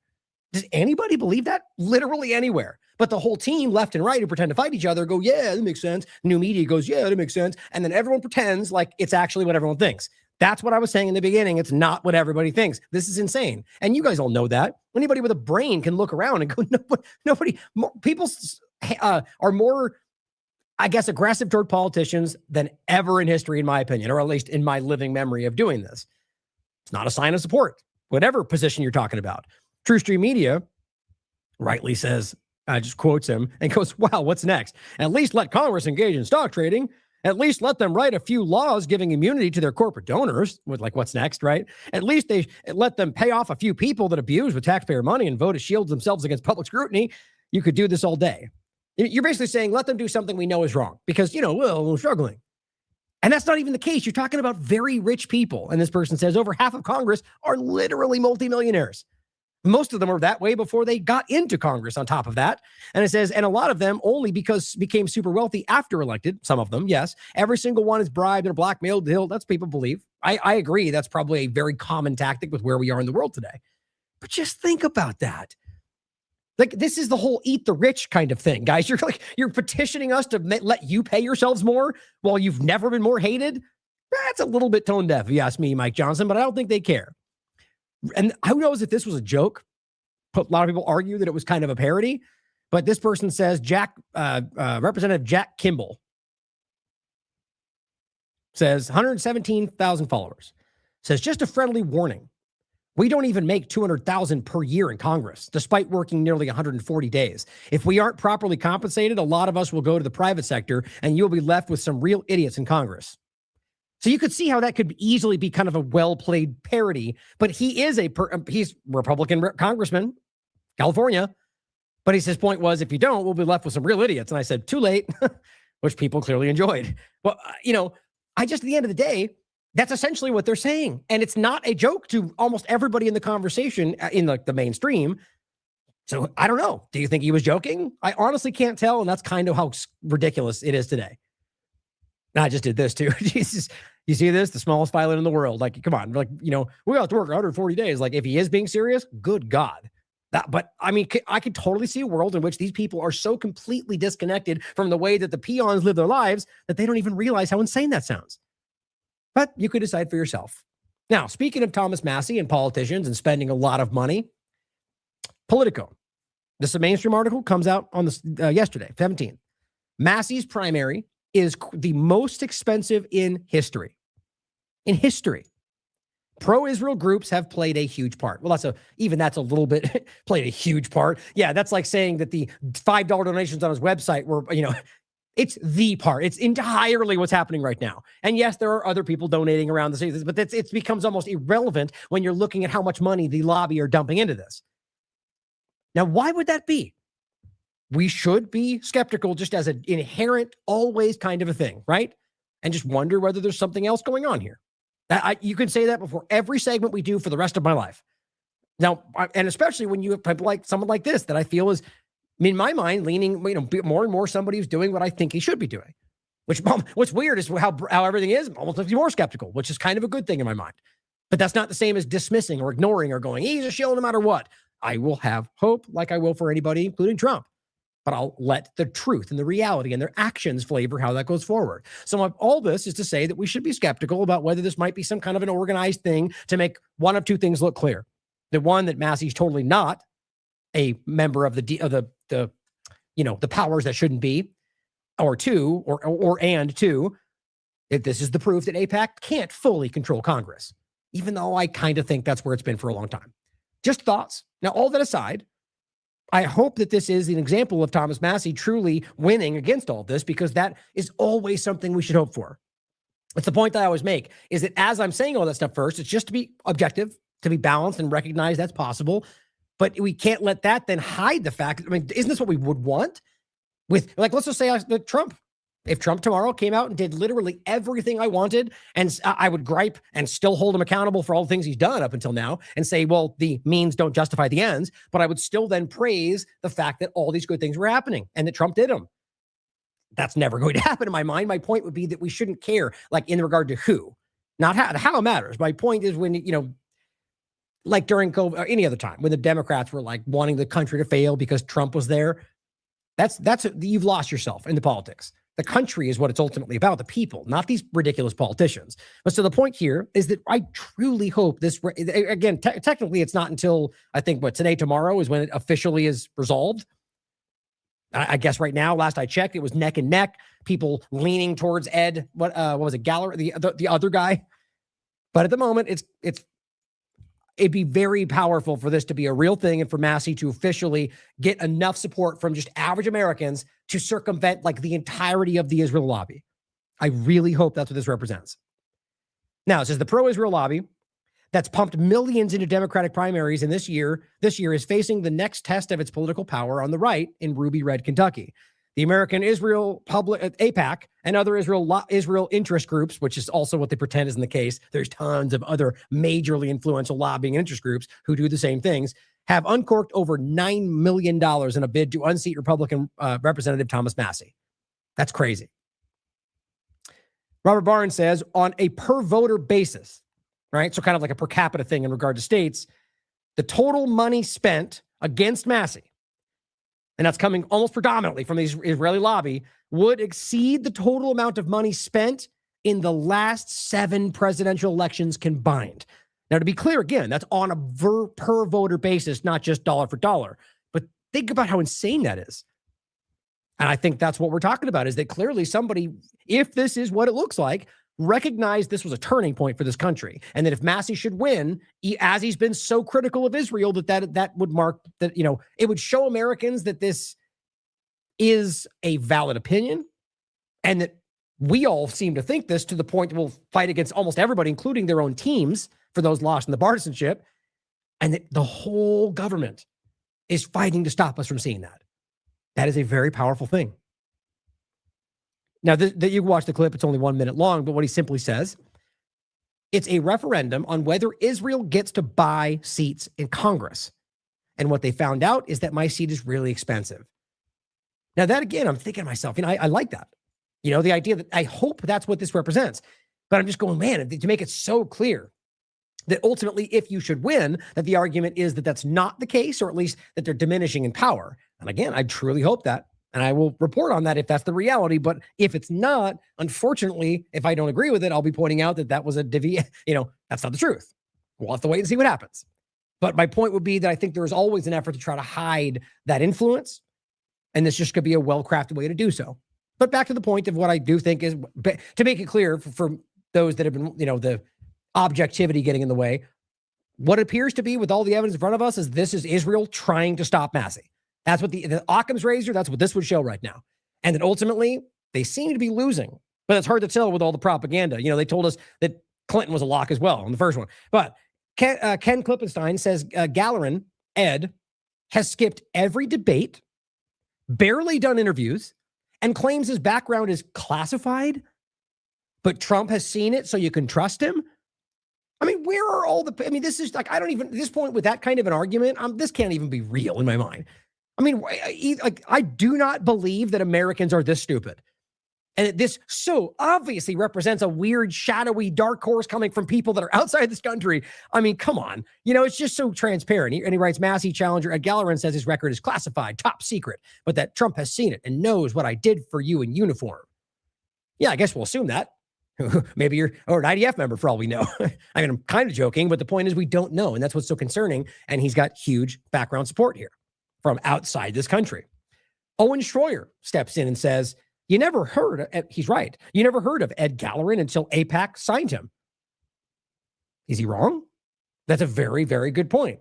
Now, this Gina Milan, 67,000 followers. Who is she again? I've seen her unapologetically resilient Trump 2024 says, we never heard of you until Alex Jones fired you. Well, look, I'm not a big supporter, right? I mean, I'm skeptical. I like what he did when he left, but I still think he's in the paradigm, midterms and all that. But no, I'm only saying that because I'm not trying to defend it. My point is that it's not true.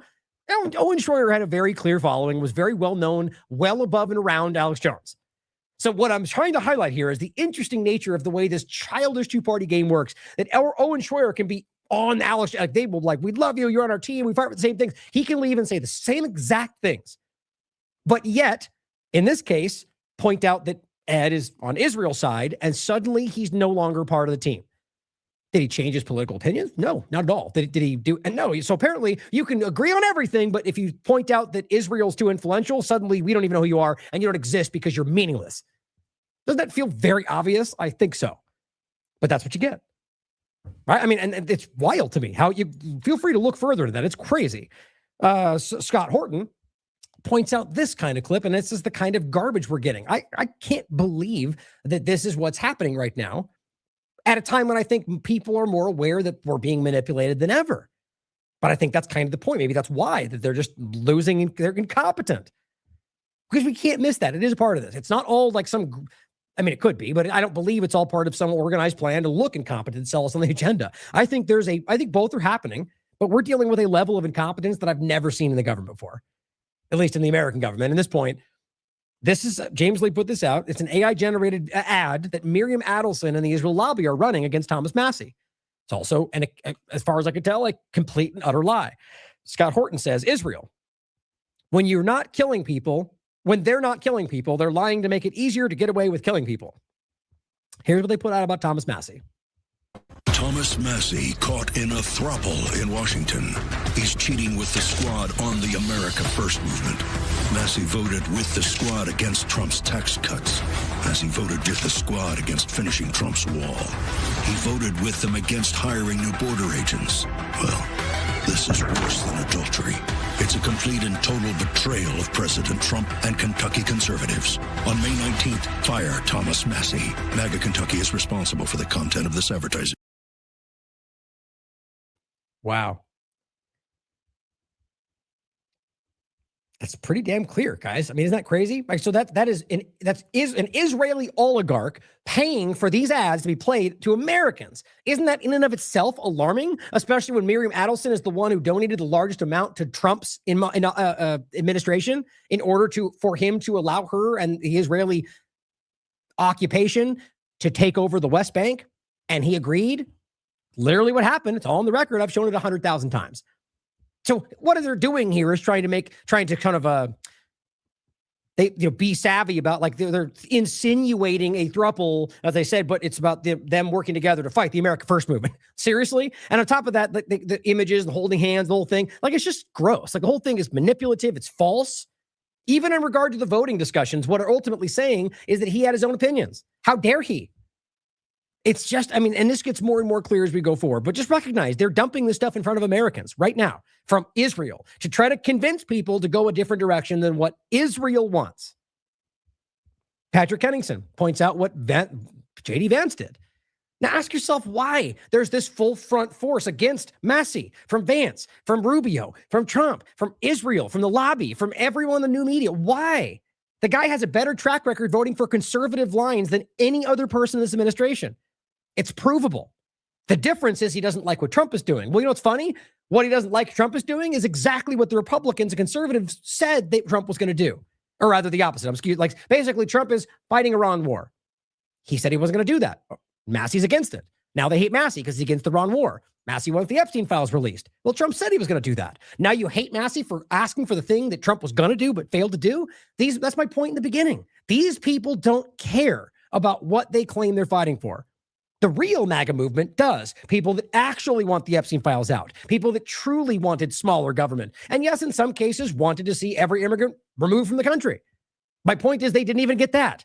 Even if we disagree on what that looks like, you have to see that. We can disagree on what these things look like. Maybe you can think that they're an ignorant, disgusting person, but at the same time, both of us, or rather all of us, are being played by the government. That's the thing to see here. Now, in this case, it's a smaller example of Vance going to town against Massie for what? For not holding the party line. But what's funny is Massie's the one doing that when it comes to what conservatives believe in. What he's saying is not siding with Trump against the conservative line, against America First. Trump goes the direction that goes against what we would want. Massie goes against him, and the team makes it out to be Massie fighting America First. How many times has Trump said, MAGA is what I do? MAGA is Donald Trump. Well, no, it's not. That's about making America great again. If Trump does something that's the opposite of making America great again, well, that's not MAGA. That's Trump pretending to be MAGA. That's got to be clear by now.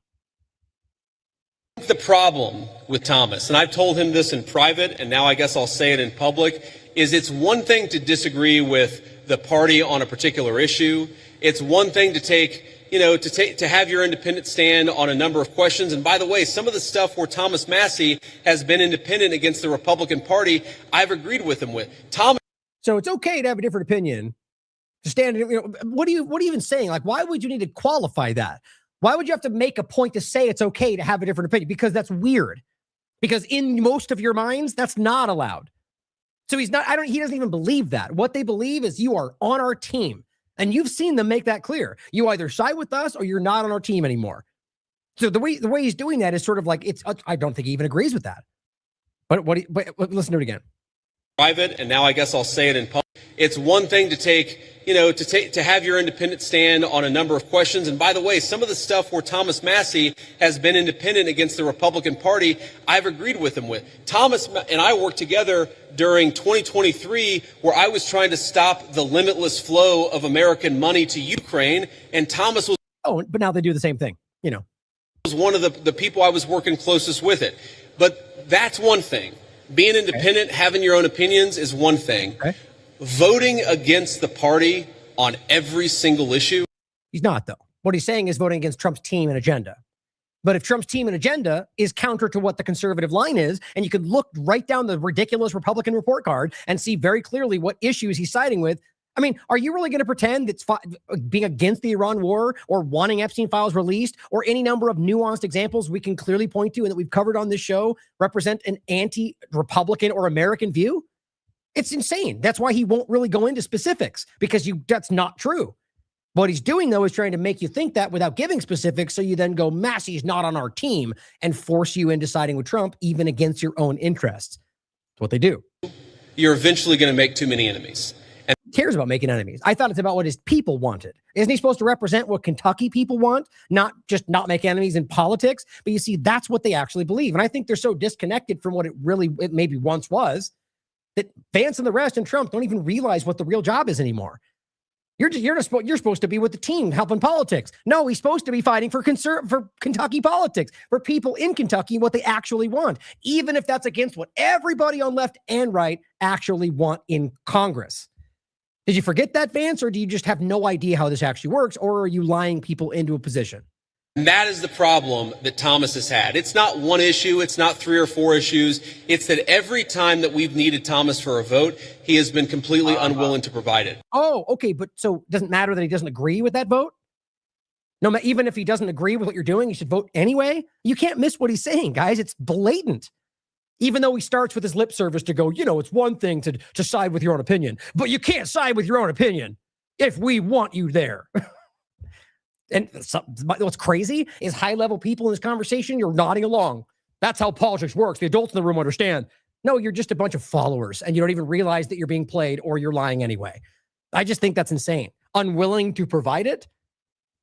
that Thomas has had. It's not one issue. It's not 3 or 4 issues. It's that every time that we've needed Thomas for a vote, he has been completely unwilling to provide it. That is why the President of the United States has trained his ire on Thomas Massie. Oh, yeah, trained his ire on Thomas Massie. And the point is trying to get him removed from his position. And even with all of the overwhelming things they're putting into it, last I checked, it's neck and neck. And you know my opinion about voting. I'm not going to get into it now. Just it's easier to address it the way it is today. Look, when it comes down to elections in the first place, the one thing I will say is if anything is going to have a potential to have a difference, it would be below presidential, like state and down, even more, in my opinion, even state. Anyway, my point is, I believe there's a lot of corruption that takes place. I think we all do. So it's not about saying I endorse the outcome or the voting actually translates. But even though what's being presented is neck and neck race. So if that's something you could take as accurate, question it, but look at it like this, that even with all this, that there's still a huge amount of support in Kentucky for Massie. That's what matters. Not whether Vance or Trump or the GOP agree with Massie, but that people in Kentucky believe in Massie. Like, it's funny, it's not even in the conversation for these people. They believe it's about the group fighting for their agenda in Washington. That's what they believe this game is today. It's not. Well, I mean, it is, but it shouldn't be, is the point. It's because we can never count on him for some of the most difficult votes. I wish that weren't the case. So what do you, again, you're saying that in that moment, you should be able to go, hey, Massie, we need you to make that vote and expect that to happen. You just get to make him vote a way that you want because that's what this is what I'm highlighting. They don't even sugarcoat the blatant team playing that's going on. And I think that's always how it's been to a very strong degree, but people are seeing it. And I don't think Vance and the team even recognize why it's wrong at this point. I say that as somebody who's known Thomas well before I got into politics, but politics is politics. And when you always vote against the party. What do you mean always vote against the party? You just said that you agreed with some of the things you voted for. You just said that it wasn't all the time, but it's all or nothing with these people. And somehow Vance and Trump have this ability to start with something in one paragraph and finish with something that contradicts what they said in the beginning. Maybe that's a tactic. I don't even know. You can't expect the party to actually back you. Who's to say you want the party to back you? So here's what he's saying, though. It's not about party backing you. So what he's saying is if you can't expect us to not attack you and remove you from position with the Israel money, that's what he meant. Not to back you. They're not they will back to dishonest corruption levels anyone that will fight for Israel and fight for their agenda. But he's not saying we just won't support you. He's saying we will go after you if you do that. Again, if you stand up for what you think. That's all that means. There's really unless you're somehow suggesting, Vance, that he's fighting for somebody else's agenda. Are you? Would be really hypocritical if you do that as you're fighting for somebody else's agenda. But Patrick says this should be the end of J.D. Vance's presidential ambitions right here. He's really exposed himself as a fake conservative by making a classic Stalinist argument that if to go against the party, then you will be in trouble. Vance was ordered by Trump and handlers to trash brave Massie. That's Patrick's opinion. Unbelievably corrupt statement by a 41-year-old Vance. Devoid of any true constitutional principles, like all of them, in my opinion, but it revealed how Vance has become another puppet of the Israel lobby and the glyphosate mafia. Too young, very pliable, an ideal tool of the Wall Street establishment and deep state, which essentially makes Vance a slightly different shade of Obama. Now, Thomas Massie came out and said, is this why Secretary of War is coming to Kentucky? Pete Hegseth? To distract voters from Ed's ever-evolving and expanding description of his military service? The article is, Trump-backed Massie challenger faces questions over military awards, divorce records. Oh, but it's classified, it's top secret, so shut up. Yeah, that's what you're going to get. Guess we can trust him because Trump says. Does anybody actually feel that way? Do even Trump supporters feel that way at this point? I don't think so. But Sabby Sab says, how is the Secretary of War allowed to campaign for a congressional candidate? I thought that was a violation of the Hatch Act. Well, it appears to be. Defense Secretary Hegseth joins Galleran for rally as Massie campaigns in 3 counties. Well, it's more than that. It appears that Hegseth has straight up been out there. And here's the game, though. It's only a violation of the Hatch Act if you're doing it in your official capacity. So when Pete Hegseth, Secretary of Defense or War, goes out there in his suit and speaks about the government and talks about politics, it looks identical to when he does it in his official capacity, but it's not, though. It's the shade of personal capacity. So you get the point? It's absurd to argue that him going out there is not the Department of War saying, we endorse this guy and you should hate Massie, which is what he did. They just don't care. They have a loophole and they go, no, it's not. And nobody does anything because Congress doesn't care anyway. Here we are. But that's the point, guys. He's doing that. Yep. He's out there screaming about why they don't care. Just like Trump funding people or lying or corruption, they don't care. Now, Gina Milan, the same person I was just pointing to, going, we don't even know who you are, Owen Schroyer, even though I bet you can go back and look at her following his work and commenting below. They're all like that. She says, Lauren Boebert, who is just another politician, very much a MAGA politician, will campaign with Thomas Massie in Kentucky tomorrow and is expected to endorse him. It appears that happened. Well, again, at least this was on the 14th. As far as I could tell, I haven't personally seen the endorsement, but she does seem to be leaning in Massie's direction. Just another snake going against President Trump is what she writes. You see what I mean, guys? You're not allowed to have your own opinion in this political cult. And I'm talking about partisanship, left or right. It's the same damn thing. You're not allowed to think for yourself.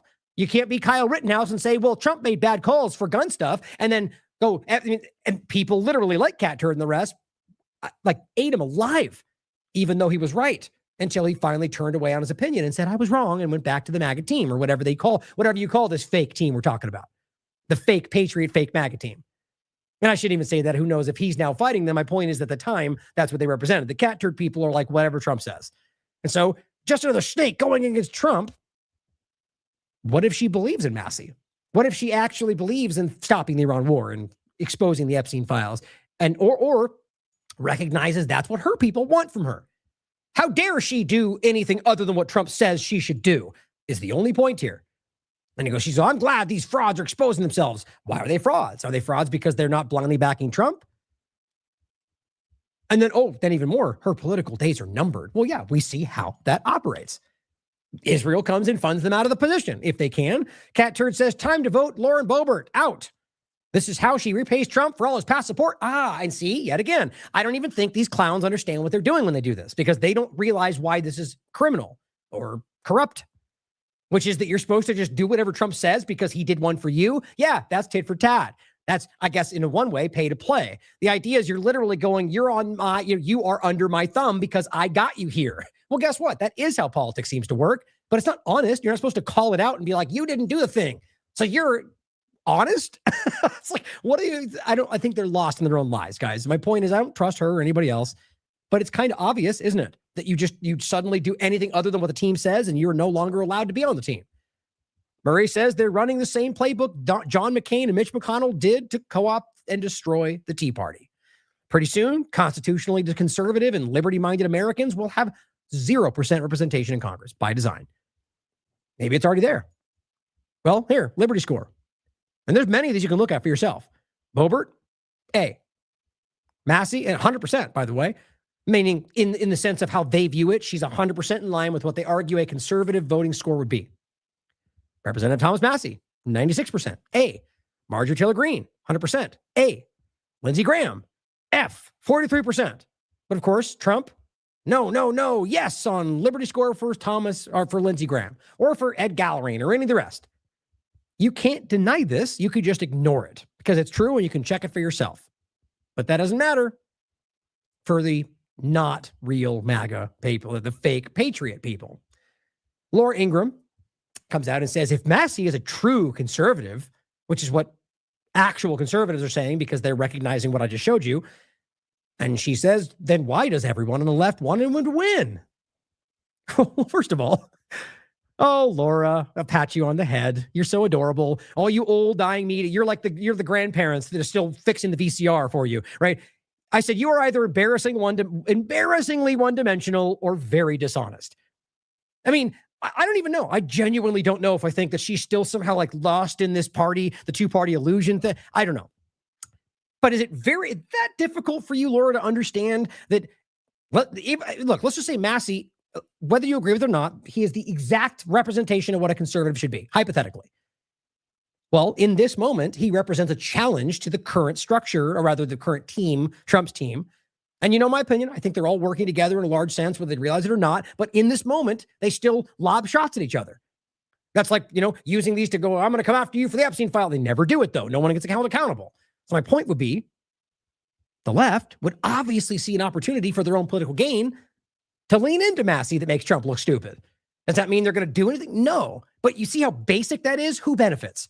Self-interest, opportunism. These are the most basic things to understand in human nature. And she's going, what? Why would the left want him to win if that's the case? Well, I could give you 35 reasons, actually. But the overall point here is that maybe it's not about left and right. And I'm talking about individual people. There's plenty of left-leaning people that are like, well, Massie doesn't want Iran war. Neither do I. Massie wants Israel's genocide to stop. So do I. You see, because most Americans, in my mind today, are not trapped in the one-sided, one-dimensional left-right paradigm like Laura Ingraham here. That's what I believe. I think that's becoming obvious. And this platform doesn't want you to see it. Hope you can see that. Now, on top of that, with the Israel influence, Adam comes out and says the FBI report, Trump is compromised by Israel. It doesn't really make it clear that it was an old document, not, from Epstein files and before. The point is, this is not breaking news, but still important to see. Declassified FBI report says that FBI informants believe Trump is compromised by Israel. I just include the link for you so you could see it. That's important, I think, is always include that. And here I downloaded it to, this is the actual link from .gov, Justice Department. And I also downloaded it to my website in case it goes missing, as things tend to. But as you can see, that Trump told him that he was going to F Amazon over their military contracts. CHS advised that this was a real collusion story. Trump has been compromised by Israel, and Kushner is the real brains behind his organization and his presidency. Now, we reported on this, I don't know, months ago when it was first seen. So it's important to see that. But just recognize this kind of evidence is out there. And it's not it's not bombshell proof. It's this person's opinion or assessment based on what they're talking. But at the end of the day, there's so much of this out there that you should be asking, is there more to the story? I think it's quite obvious. We're literally looking at it today. Massie's just one example. Yusuf Ibrahim points out, just a side note, and this is about this same post about the Massie commercial from Israel. He says, or training our law enforcement to kill people in America, in response to his point about their lying to make killing easier. I just wanted to point this out, guys. It's very important to see this. And I've gone over this many times in the past. It's just a screenshot. You shouldn't take it at face value. Never should. Hashtag Twitter files. The point, though, is that if you do your due diligence on this, we've done segments on this, Israel is the top foreign country providing specialized training to American law enforcement officers. It's not a secret. And the same thing that, what is his name? I'm forgetting his name now. The whistleblower from the food program in Israel that came back. He was the military guy. But he said the same thing. I'm there, watch them. They're training these people from the outside. This is important to show you that Israel is involved with driving the enforcement arm in that direction. And he just highlights that and shows that. And then he adds to it this factoid you dropped on Rogan, because Horton was recently on Rogan, and he did point out a lot of important stuff. Basically, did they send letter bombs to the White House in 47? They did. The Israeli government sent letter bombs in 47 to the Truman administration. It was attributed to the Stern Gang, the Lehi, the Zionist the militant group, the Lehi pin they give to people for good things today. These were the terrorist organizations that founded Zionism. And still to this day, the White House spying devices in Trump's first administration. The examples, every year you see them spying on the government and they don't do anything about it. Right? Over and over and over. Or I could play the clip for you yet again of Wilkerson telling you the Pentagon is controlled by Israel. Or I could show you Colonel Douglas McGregor's post from 2 days ago saying that the U.S. military is controlled by Israel. Period. End of sentence, end of post. Don't blindly accept it, but look for yourself. And you'll see that it's not something you should be disregarding. And Scott says, oh, look, the Jinsa crowd who lied us into Iraq War II, according to Secretary of State Colin Powell, who also did are the ones most responsible for turning Americans into mere Palestinians in the eyes of our Shin Bet overlords. Now, on that point, this is alarming to me for a lot of reasons, but Jerusalem Post put this out. Apple announced the iPhone 17e with a chip developed in Israel. Now, you shouldn't be all or nothing. It shouldn't be it should be something we question because of what they themselves have pointed out they're capable of. I don't know why that should. If we're worried about Chinese tech, which was a whole thing about iPhones, why would this not be the same concern? The point is, objectively, it should be. A foreign government that should matter to us. But it's weird that it becomes something like, so you have two groups, one of which is literally proud and screams to the world that they put booby traps in their electronics, that they spy on people around the world and have the leading entities in spyware in the world. That's Israel. And another authoritarian government that has all sorts of invasive social credit. But my point is, one of them is like screaming about how they do that around the world. And that's the one you're not worried about? Both of them should be concerning. Now it says, Apple recently announced its iPhone 7e, a model intended to make its AI technology accessible to a broader audience. Without a flashy event and without a stage in Cupertino, in the Apple, the main location for them in Silicon Valley, Apple refreshed its entry device. The entry device, the iPhone 17e, comes with an A19 chip, full support for Apple Intelligence, and a newer cellular model developed in Israel.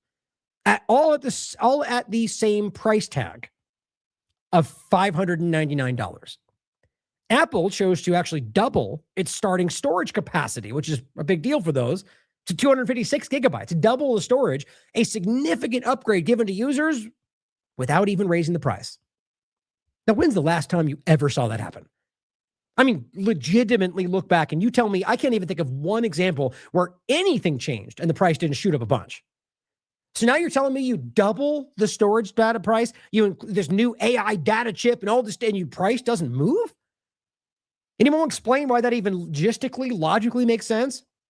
Now, I'm not saying that has to mean anything. My gut concern would be that this is something they definitely want people to get.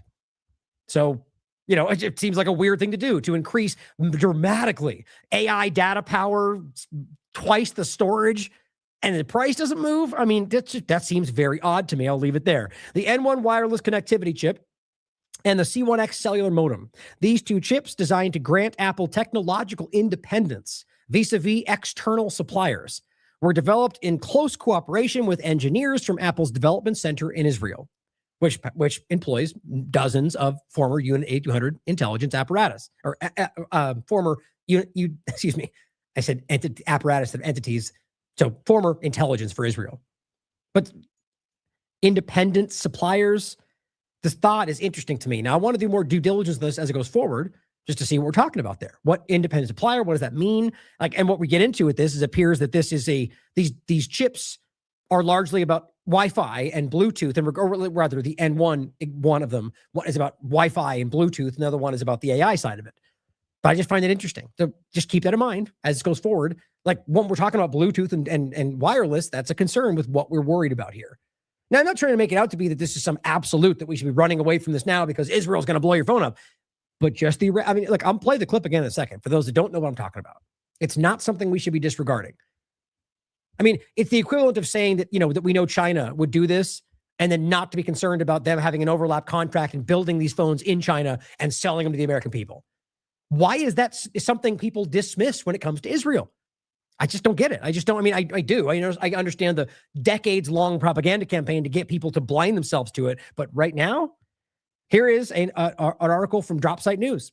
Hundreds of former Israeli spies are working in big tech, database shows. Here is Minpress News. Rotten Apple, literally about Apple, dozens of former Israeli spies hired by Silicon Valley giants specifically. That other report was about Silicon Valley. This is specifically about Apple itself, having dozens of hired former intelligence entities from Israel. Now, we've talked about the Authentics aspect of Twitter, which is an Israeli intelligence-connected company that scoops your biometrics to verify you for Twitter, which is still used even though they claim otherwise. It's very weird to me that didn't get as much attention as it should. My point is this all overlap with the Twitter element of this, which I do think is relevant. Before we go forward on that, 1 second.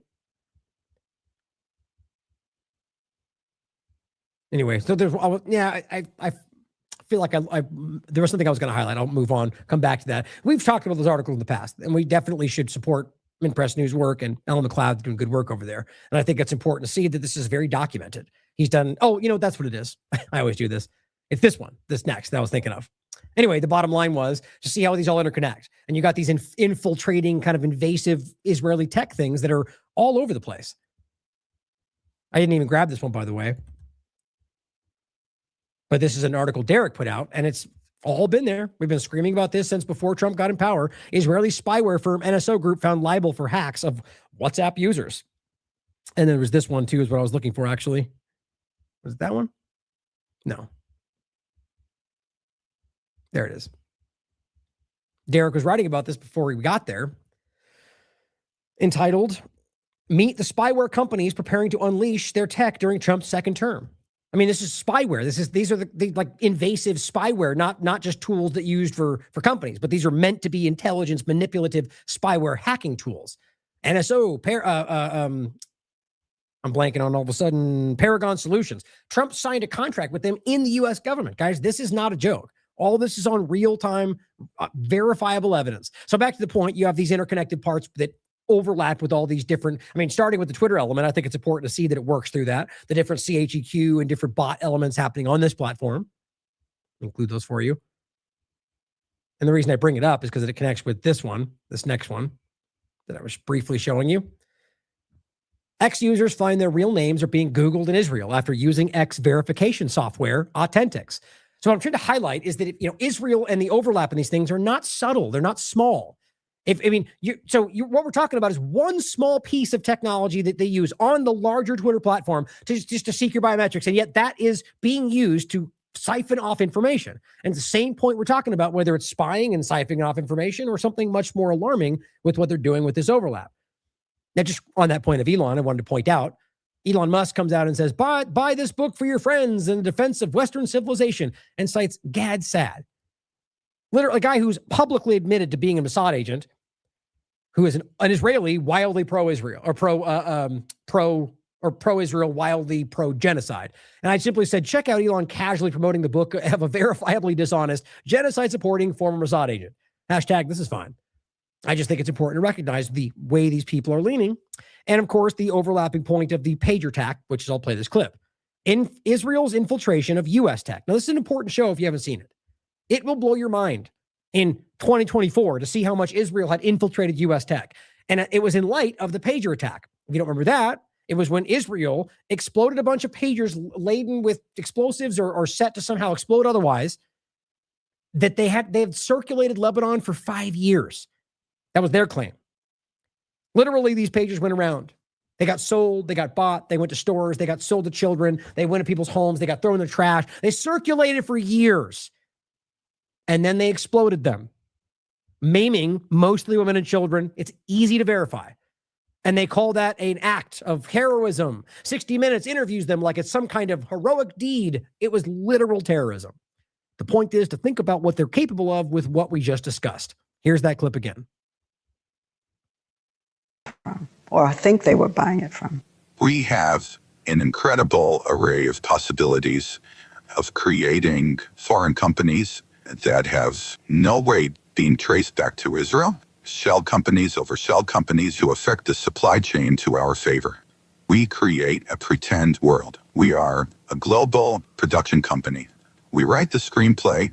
We're the directors. We're the producers. We're the main actors. The world is our stage. Did you see any surprises in Gaza? Surprises? Yeah. Like you mean intelligence surprises? Pages, walkie-talkies. Do you know how many treated equipment do we have in these countries? You don't. I do. You mean you mean booby-trapped equipment? Not only booby-trapped. And spying. Manipulated equipment. All right? In which countries are you talking about? All the countries that you can imagine. That's so funny to me. So it's not like it matters for you guys, but I mentioned in the show that those repeat, even though I can see right here that I don't have the repeat button clicked. StreamYard, you're killing it. But guys, that's a former head of Mossad. You know what I mean? Like that's an interview put on by 60 Minutes that was set up by Israel, and that's them admitting what they claim. That of course you can call them all liars. They could be lying, but my point is that at the very least they want you to think that they're capable of that. So that's something we should be concerned about. And then we have the example of them doing this. And by the way, there are many other examples that are just this one they owned up to and claimed. So it's easy to point to. But to be objective, there are arguments we could make about plenty of other examples that they just never truly owned up to. Very alarming to me. And by the way, as Nightwatch Nate points out in the chat, Elon Musk claimed he was going to support Massie. I think that's important to think about, and is not. Oh, look at that. There's even an article. I'll just include this for you guys to go further on. I mean, this is my point though. Like, what a coward. You know, like these are not, I wouldn't even call it a coward. Because I don't even think he truly cared about it in the first place. It's just dishonest and manipulative. You want us to think you support these people when you don't, because it's all about your game. That's what I would argue. But Elon Musk sits out the Thomas Massie primary, even though he claimed he would support him. Why he said that, in my opinion? Because he thought you wanted that, or he knew you did. Then Trump changed lanes, and then he just ignored it, I argue. But read it how you will. Let me include that for you. Okay, now to move topics here, I want to overlap this with the data center point, right? So we're talking about AI, and we're talking about, a lot of different things, and the importance of this, of the technology side of it, but also the political side. It's like I think it's obvious to see that there's a major thing, like just focusing on the data centers. And I mean, look, if you know what we discuss and what I think anyway about where this all goes with the tech companies and the design for our future, I hopefully consider that while we go over this. But what I want to be clear is to those that, whether you agree with that or not, and you don't even know what I'm talking about, just focusing on the data center point it's like the most obvious surface level conversation. This is shockingly alarming. The amount, I've been talking about this since I first got wind of the amount of resources that these things absorb. Water usage, and that's why Trump came out and said, we won't let them use your electricity, because he wanted you to think that, first of all, knowing it was likely going to be the case anyway, and then try to kind of convert things and drive us in directions that might make it look like he tried. I don't think that's even close. I don't think it's possible for them to do what they're already doing, even the ones they've already built, and for this to not become an insurmountable problem. Probably by design. Choke points of resources are very good for the government that wants to control your lives. My point here, as we're getting into this overlap, is that the data center part of this technology is huge. I mean, it is about AI. As Catherine would point out, it's about the data management for the control grid, for the predictive digital twin, monitoring system that will become your living control grid that they're not even hiding. When we say things like that, people they roll their eye. It's literally what they're pointing to. They just don't call it what we're pointing to. It's what's so crazy. It's what they're claiming they're building. And I can prove to you that's what it will do. It's just not what they're calling it. So this is not some hyperbolic point. So anyway, my point is that the AI direction is why the data centers are being built. And so it's important to see, one, that Americans don't want that. I mean, it's becoming more overwhelmingly clear for personal real-time reasons. On top of the fact that there's a whole invasive element of what I just showed you that just can't be denied. Whether you want to look at Silicon Valley tech companies or whether you want to look at foreign elements. But again, the focus is just on what the data centers can do to your areas and what they're doing. We already played the clip, and we'll reference her again, of the eminent domain, and the idea that they already have Americans who are losing their homes so they can build these data centers. Trump's not telling you that. Elon's not telling you that. Peter Thiel and Karp aren't telling you that. Nobody involved in this is making sure Americans who support this administration know that. They don't want you to know that, because they don't want you to think they're capable of uprooting rural Americans from their homes, because they want you to think that's their bread and butter. Frankly, I think they've lost them a long time ago. So just to make sure we understand this side of it, Peter Thiel, as always, and rather Palantir, Karp, and Thiel have a strategic partnership with Israel for the AI. That's really important for the war front and for what Palantir represents as a massive kind of ubiquitous element to all of this. Despite what you might still hear from ridiculous liars in the new media, it's self-evident what they're involved in. Now, right now they are probably one of the most, it's a wildly large company that grows every day and is involved in 1,000 different things, and it's being exposed for, being its own kind of universe in itself. Now, I'll leave it there for other conversations. The point, and we've gone over this in depth before, is because of that overlap, and then from this to see the bigger picture, joint statement of the United States and Israel on the launch of strategic partnership on artificial intelligence. And I've referenced this many times. January 16th, 2026, right in the beginning. The point is that this represents the strategic partnership between the U.S. government and the Israeli government. So what does that mean? And specifically on artificial intelligence. So what does that look like? I mean, I've said many times that Israel has access to all of your information. Well, this is why, and this is not debatable. I made this point once before, but for those that haven't heard it and who've only heard me reference it in passing, the government of the United States and the government of the state of Israel have affirmed a new strategic framework for cooperation to deepen and formalize their long-standing collaboration in critical technology sectors. This initiative represents a cornerstone of the Pax Silica Partnership, designed to secure critical technology frontiers and foster the next generation of scientific advancement. This partnership also aims to advance economic growth, create jobs, and enhance security through technological superiority. Now, first, as I just said the other day, but more specifically, for those that are discussing Pax Silica and not including, and not just by passing, but referencing Israel as a central part of what this is and their obvious overwhelming involvement in the building of it and the reality of what their invasive, innate, what Israel represents in the invasive nature of this government. Right? So first, if you understand what we're talking about in the political side of it, like the undeniable reality that they have an overwhelming influence over politics, and then understanding that they have a very, very obvious overwhelming influence when it comes to the AI and technological direction. My point is, for those discussing Zionism, or rather technocracy, without including Israel, it either being dishonest or willfully blind about it. And the same point here. Pax Silica is a very important development we've talked about before. The point is that Israel is, as they'll tell you, a cornerstone of that partnership. So it's not just some additional partner. It is one of the leading things. I'm only saying that because there's a lot of people out there that talk about these things like going out of their way to not discuss Zionism and Israel involvement in what all this is. You all see it. I think it's dishonest. The point is, this highlights a long-standing collaboration for specifically AI, but a lot of other tech fronts. The United States and Israel intend, and again, I think it's clear this isn't about all the others as well. It's just about these two. The United States and Israel intend to continue their deep, durable partnership through joint research, development, and investment in the fields of artificial intelligence, energy, advanced computing technology, space, and edge innovation and semiconductors. This partnership includes renowned focus on protection of sensitive technologies to facilitate a secure and trust research environment. Now, going through this again. The initiative represents a cornerstone in the partnership designed to secure technology frontiers and foster the next generation of advancement. Where was that? I was just looking for one specific part.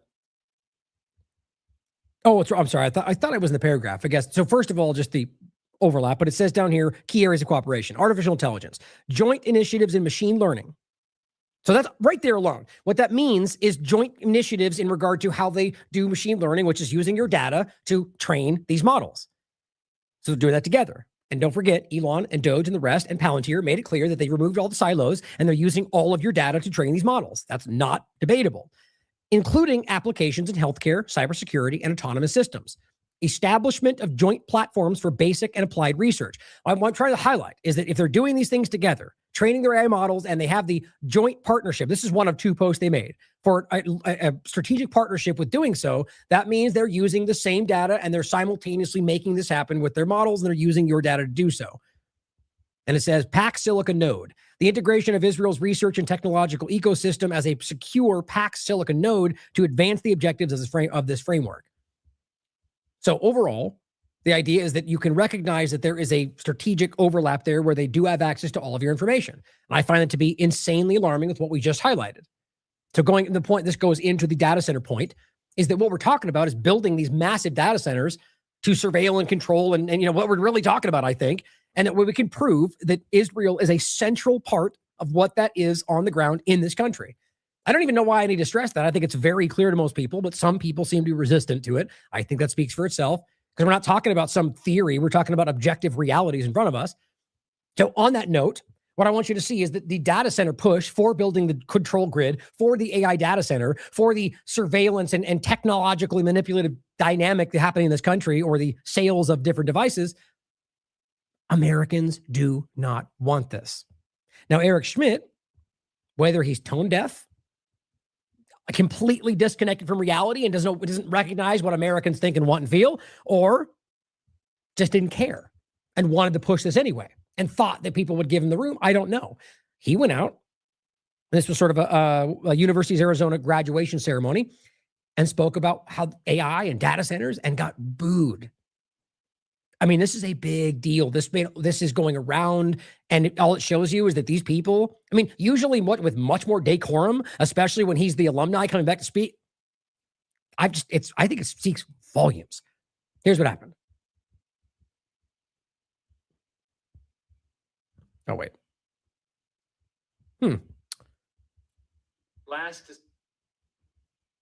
No, I downloaded that.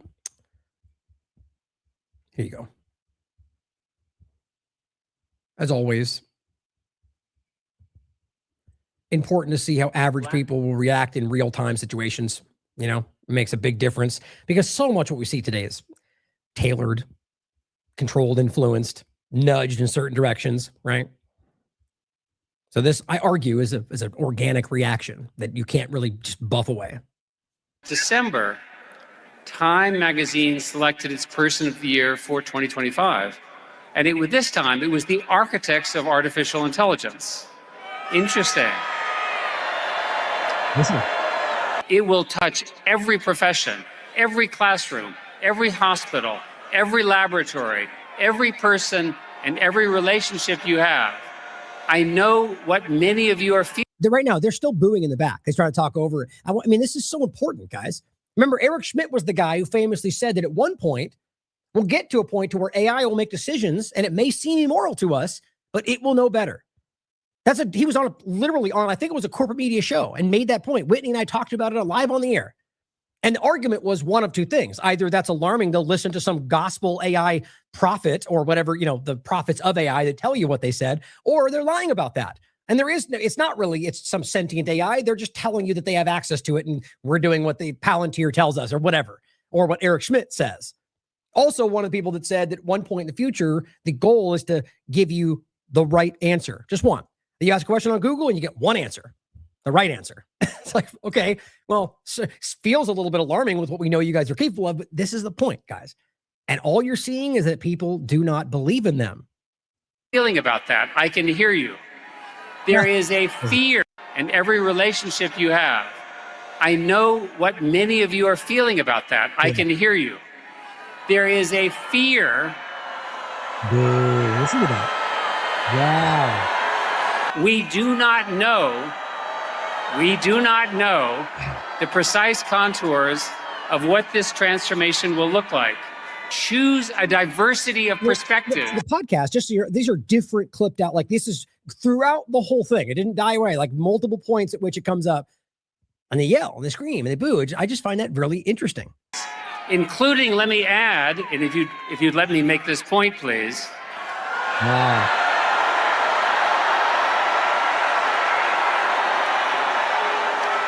If you don't care about science, that's okay. Wow. Because AI is going to touch everything else as well. Whatever path you choose, AI will become part of how work is done. If you have a... You know what's funny to me too?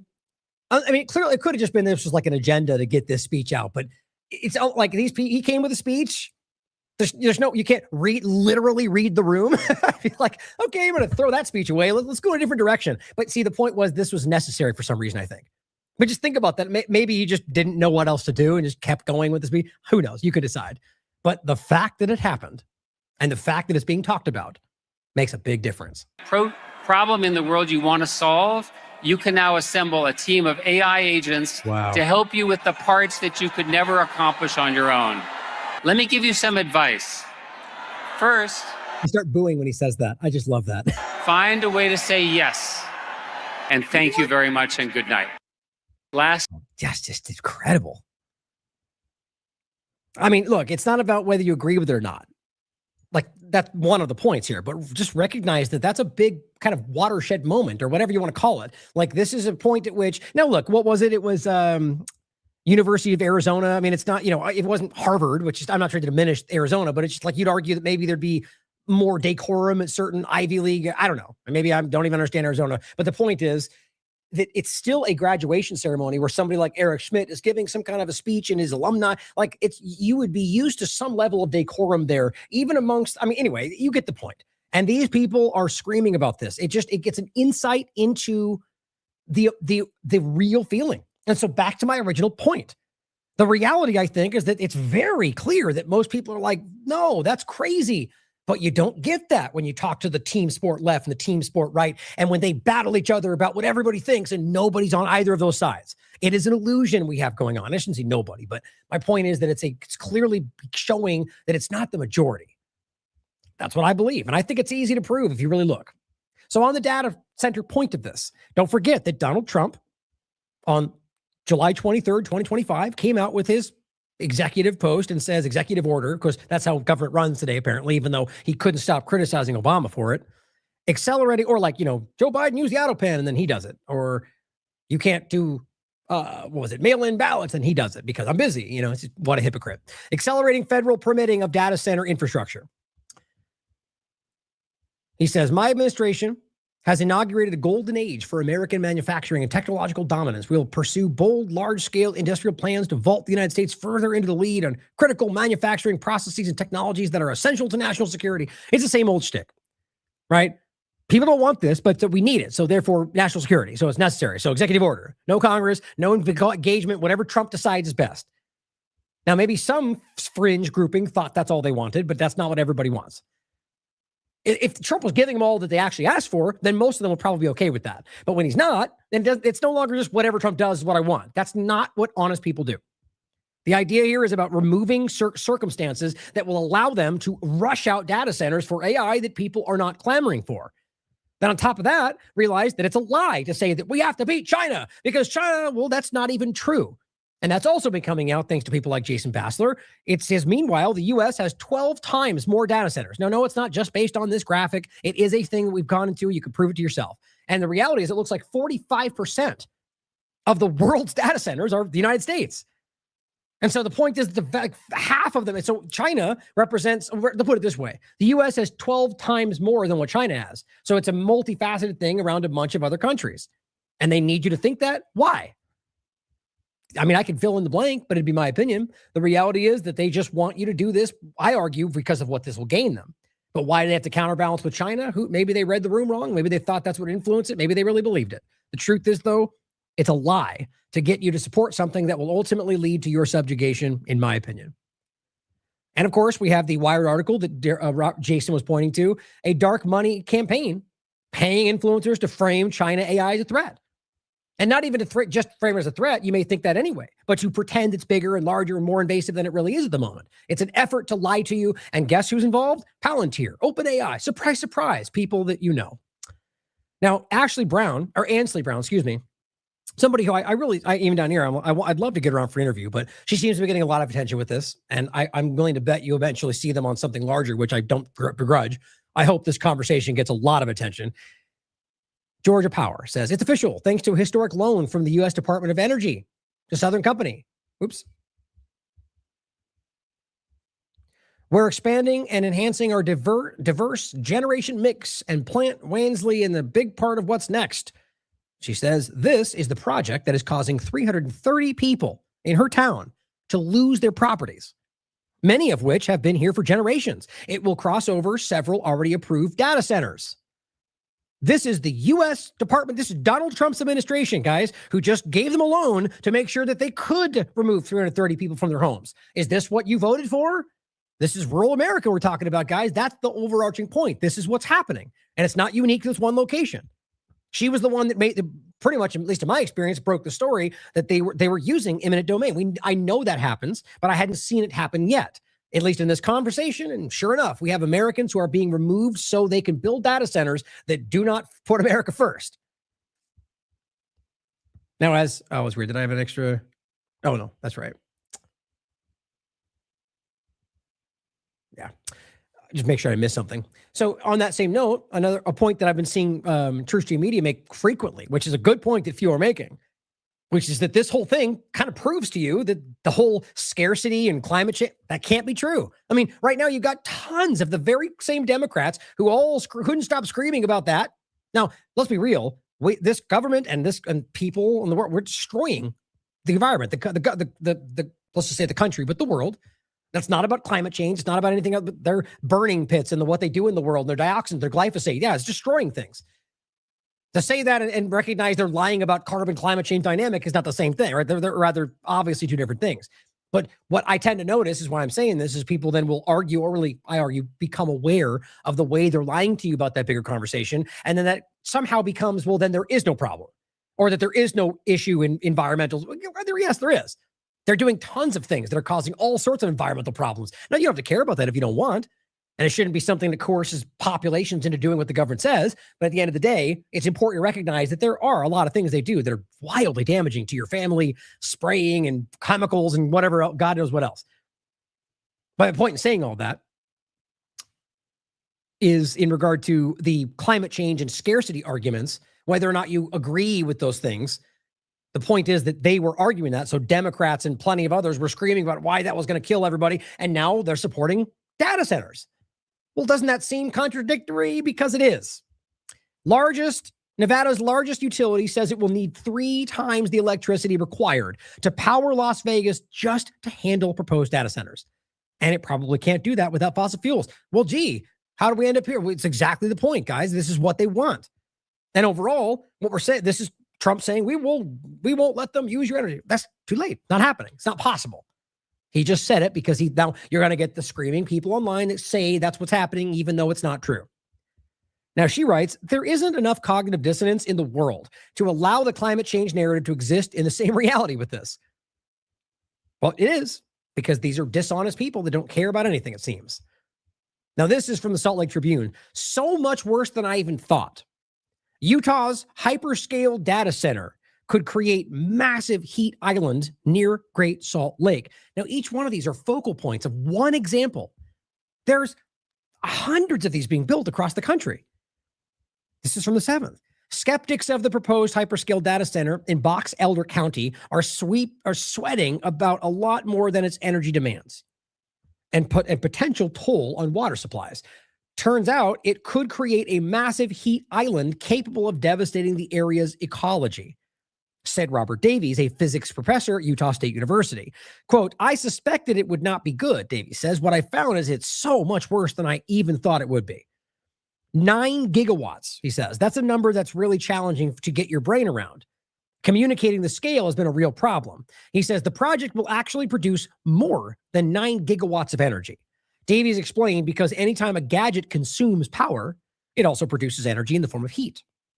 Whether it's a toaster, a car, or a sprawling rack of computer servers. All the heat the Stratos project emits, this is the data center point, will add up to another 7.8 gigawatts of energy in the form of waste heat. Now, here's the point to contextualize this for you. He says, but the Stratos project, it will get dumped into the local environment of Hansel Valley in the same geographic bowl as the power plant. That actually makes the data complex a 16 gigawatt thermal load project, which is the equivalent, direct quote, of about 23 atomic bombs worth of energy dumped into this local environment every single day. Now, just in case you're troubled with math, the obvious point would be, what it would be, 11.5. The point is that half that would be just the data center.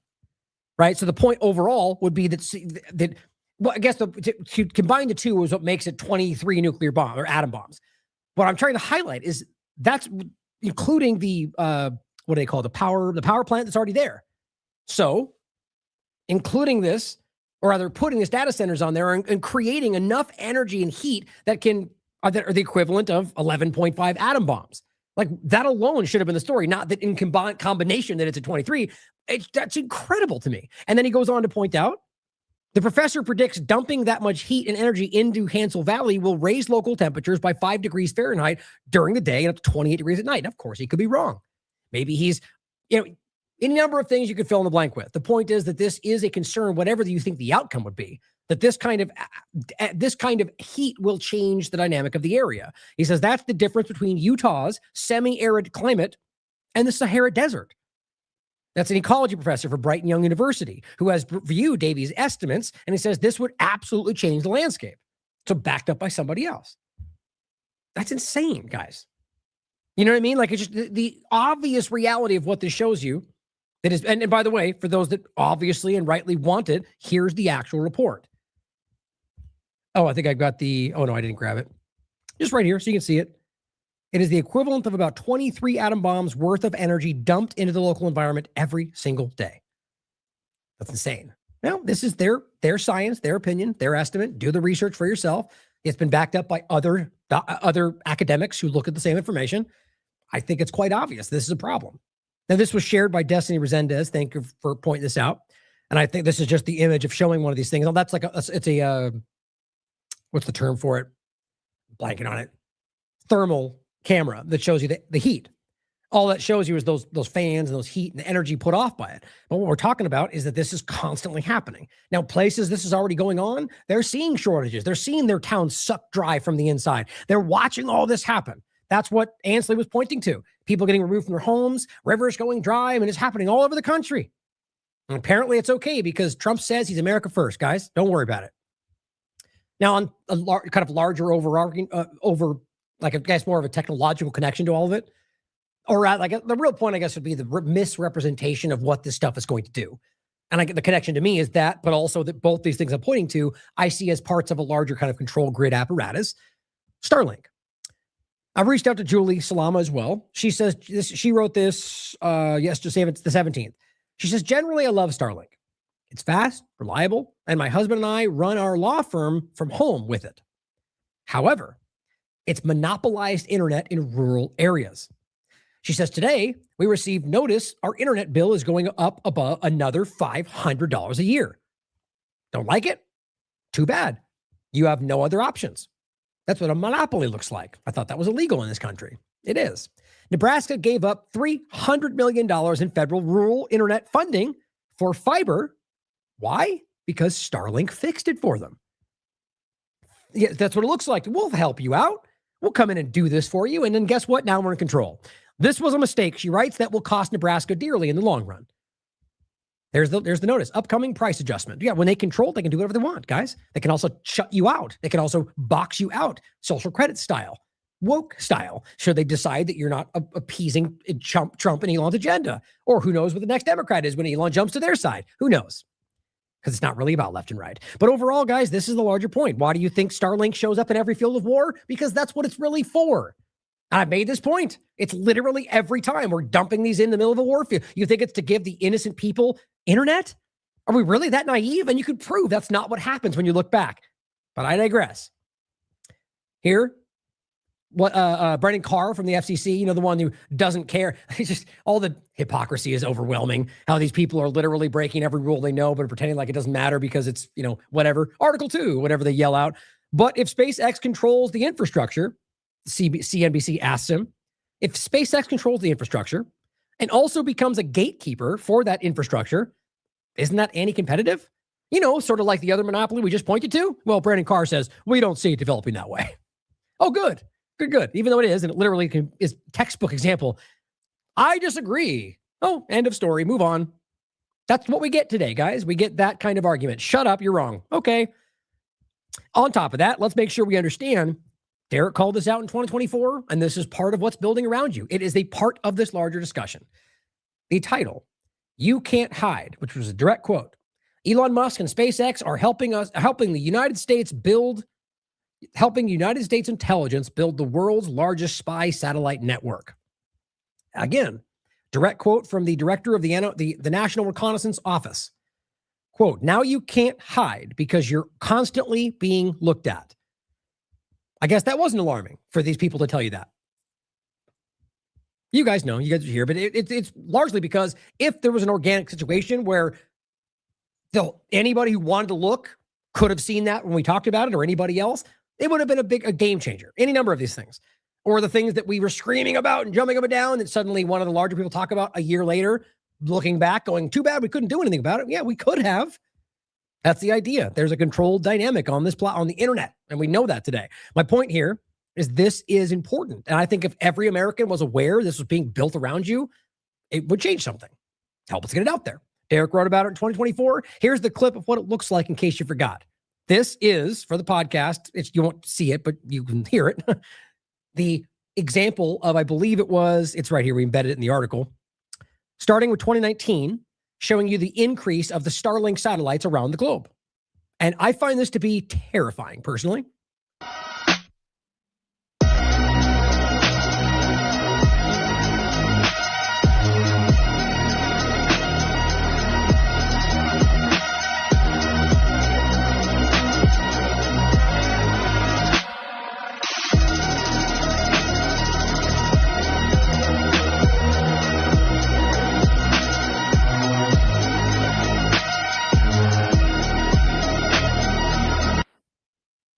No big deal.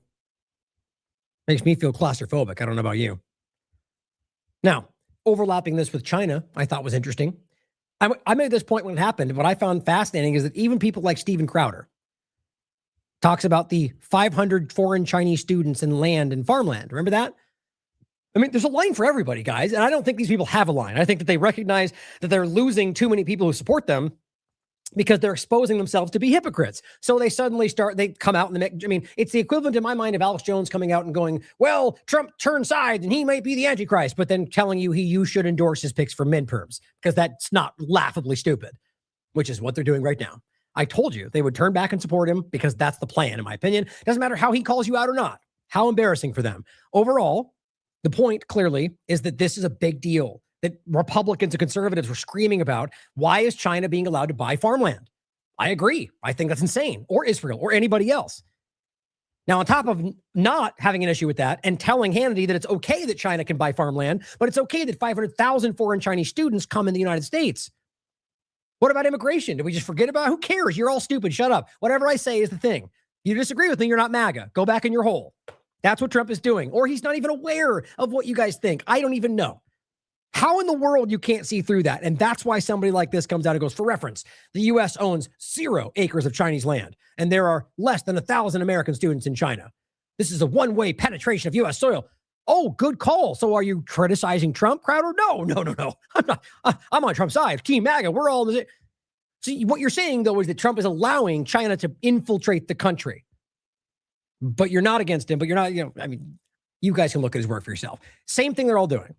You left out a sentence there. This is the equivalent of the BBC going, shots were fired that killed children in a country. It's like, who shot the shots? BBC? Israel? Right? You're leaving out a sentence, it feels like. I think you missed something there, Crowder. The point is, and why is Trump allowing this? And is Trump on our side anymore? I thought we all thought this. Yeah, that would be an honest post. This is about pretending you're against it, but you're not really calling out the people who are contradicting everything you fought for. Or maybe he is, and I'm missing it. I don't watch the shows every day. But what I recognize is the consistent flow of blind pro-Trump, pro-team, pro-Republican against what Americans want content. The idea, guys, is this should be a problem no matter what it is. China, Israel, the UK. But it doesn't matter because for whatever reason, Trump's now, again, leaning in China's direction. I think it's because he's desperate to try to not lose what he's clearly losing right now. That's what I said before. Scott Horton makes the same kind of point. Trump says China will buy U.S. oil. What? And he says, this is Scott Horton saying, this war is treason for greater Israel. I agree with him on that. He says the Copers, so the fake MAGA, fake patriots. Nuh-uh. You don't understand. It's Trump's brilliant 4D chess move to restrict China's access to oil. Trump, we're going to sell more U.S. oil to China instead. Hope you like the price.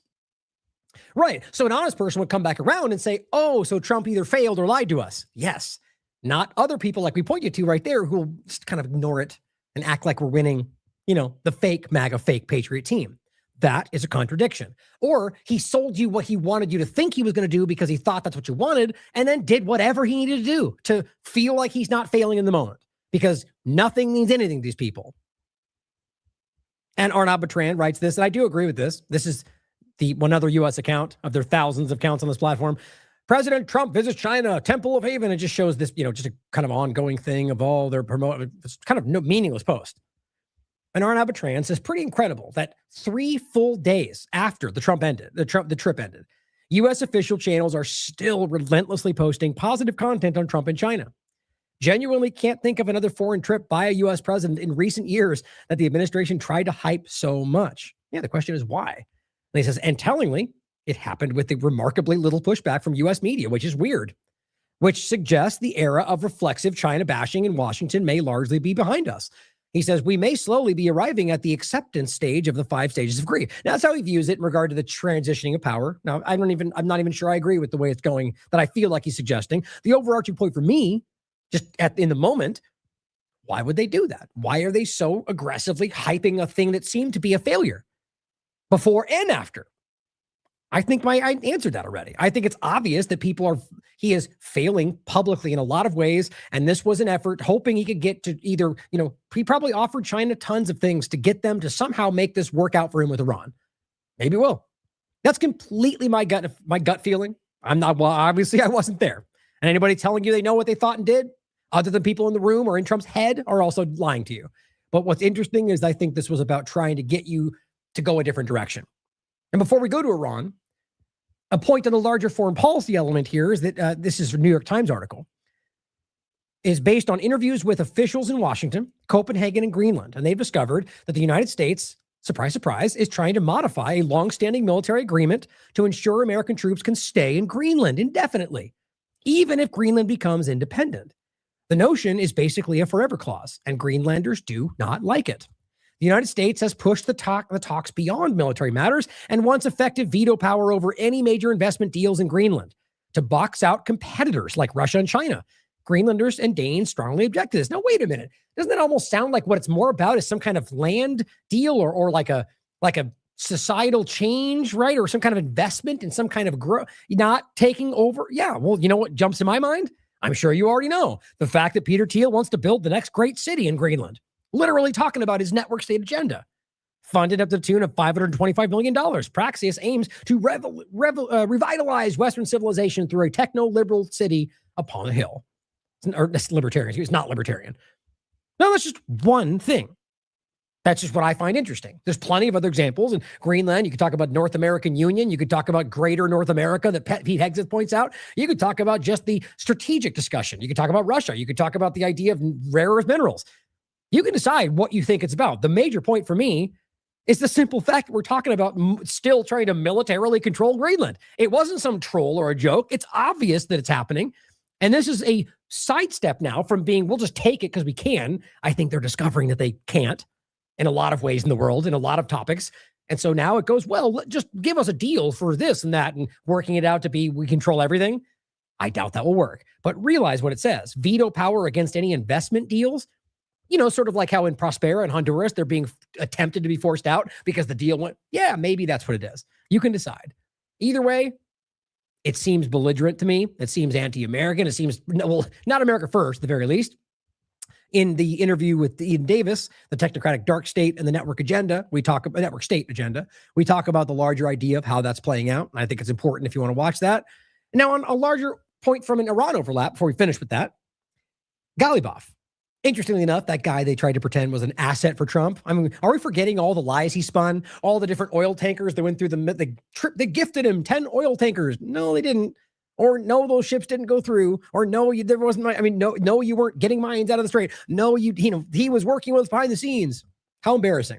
In any case, Ghalibaf stands up and says, and he is the speaker of the Islamic Republic in Iran. He says on the 16th, the world stands at the cusp of a new order. As President Xi said, the transformation unseen in a century is accelerating across the globe. And I emphasize, he says, that the Iranian nation's 70-day resistance has accelerated this transformation. The future belongs to the global south. Now, whatever you think about any of that, first of all, you could simply just recognize that there is whether it's like the BRICS, multipolarity conversation, and maybe you don't think that represents anything more than that. Maybe that's what he's pointing to. But what at least we're worried about, and the bigger pieces we see on top of all of that, and even I'll include this as well, even our conversation with Hrvoje Moric, where his argument is essentially that the BRICS part of this represents just a new phase of globalism. You can decide for yourself. It's one thing I think you should consider. I'm not sure where I stand. Like I could see it going both ways, and I'll be critical as it goes forward. Like a lot of things, I just think we can prove it right now, right? But you could argue that's what he's pointing to, or you could think that this means something larger we're talking about, that we're watching a coordinated transition of the way our societies operate. And maybe that's what Trump went to China for. I mean, you have to ask these questions. And overall, that their effort, what they're doing accelerated that. Well, again, that kind of leans into the idea that what's happening to Strait and everything else might well be some kind of plan. It's worth considering, guys.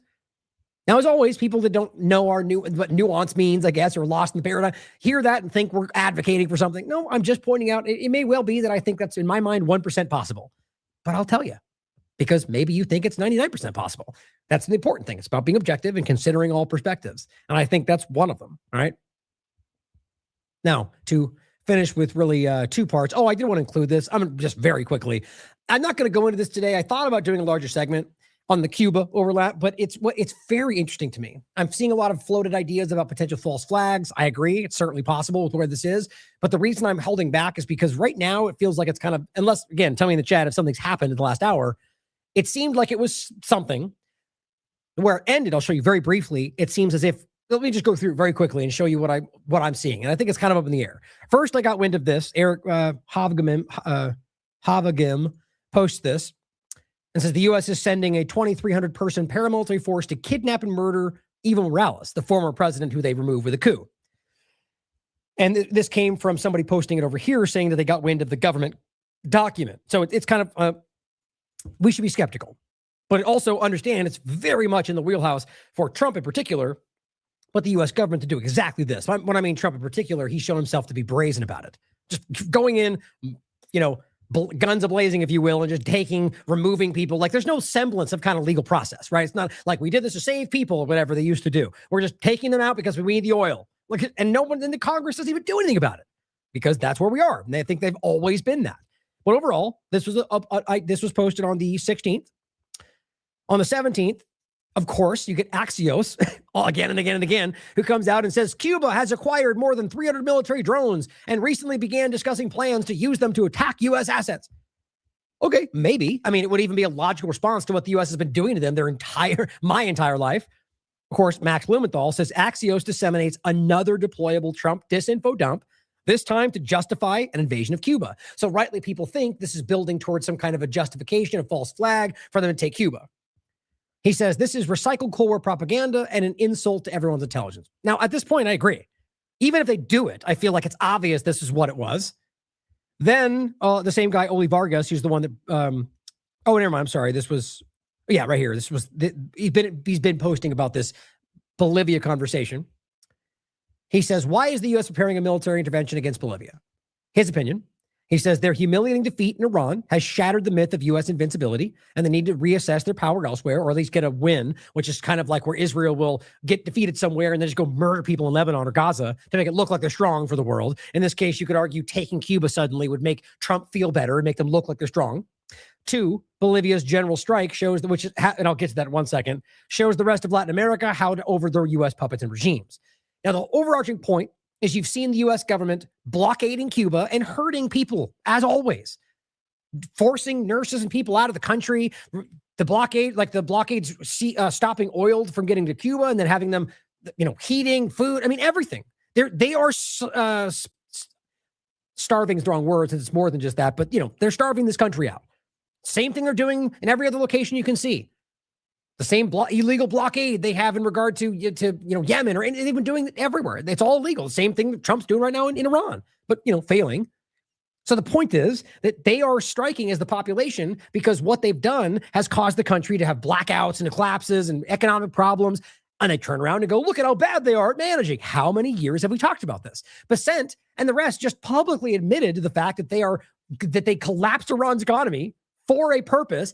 And yet they'll still walk around and go, look at how Iran can't manage their finances. Like, it's just, they've lost themselves, guys. They don't realize, or they don't care how obvious it all is. So in this case, he's arguing anyway, that what they're doing in their strikes against this and standing up and showing the world they're not taking it, and then having reports that they were going to shoot live ammunition at them because the U.S. allotted that. It's all up in the air. That ultimately that is them showing the world what they do to push back against U.S. puppets when they're weak in the world. Maybe that's the case. So my point in all of that, it says Cuba reports it, and this was on the 14th, excuse me, that should have been first, reports it ran out of gasoline due to the U.S. naval blockade. Trump is preparing it to indict 94-year-old Cuban dictator Raul Castro while he gets ready to conduct another snatch and grab of Cuba's president. All this has been floated. None of this has happened as far as I can tell in regard to taking people, invasions, right? His hope is to partner with this communist successor to bring the U.S. investors and claim a victory while Cuba remains led by this new dictator. And that's how he's framing it, whether you think he's dictator or not. Point is, most of these people are misrepresented by foreign powers. So all this is out in the air. Now today, or rather this was the 15th. I think it was, it's not relevant. I'm just trying to do it quick. I was thinking about where I saw it first. Cuba accepts $100 million U.S. aid offer as country says it is running out of oil. Now, the way I'm looking at this, now again, let me know in the chat if you've seen something happen. that ultimately what we're talking about in my mind is the U.S. trying to manufacture some kind of win here. I don't think they're in the position to militarily do anything right now.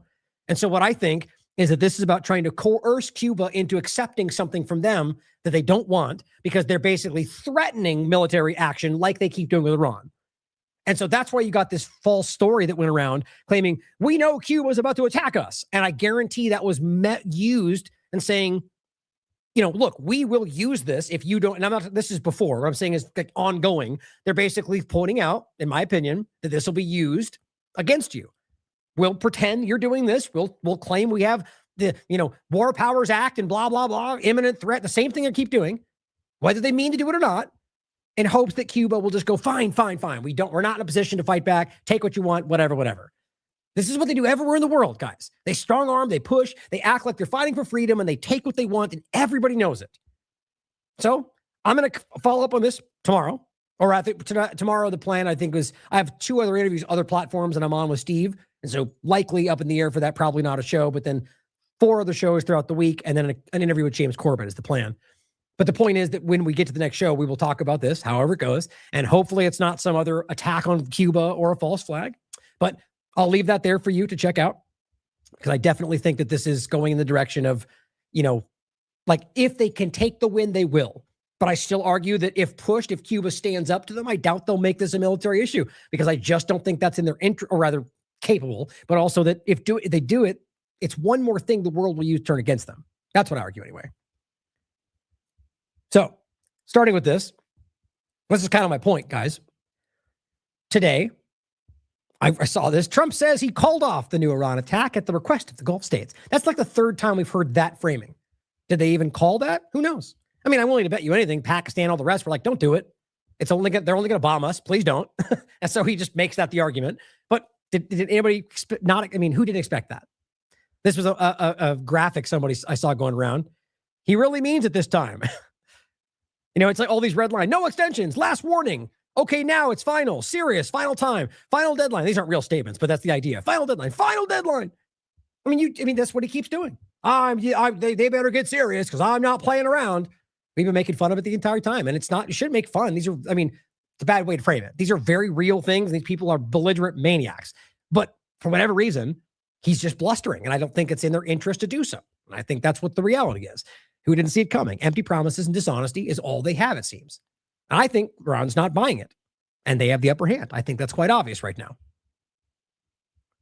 So the Hormuz letter, which is one that I'm skeptical of, it's just a note that was going around. Tomorrow we'll see whether or not it's unverified claim. Iran has spotted U.S. At this point now, it may be further fleshed out.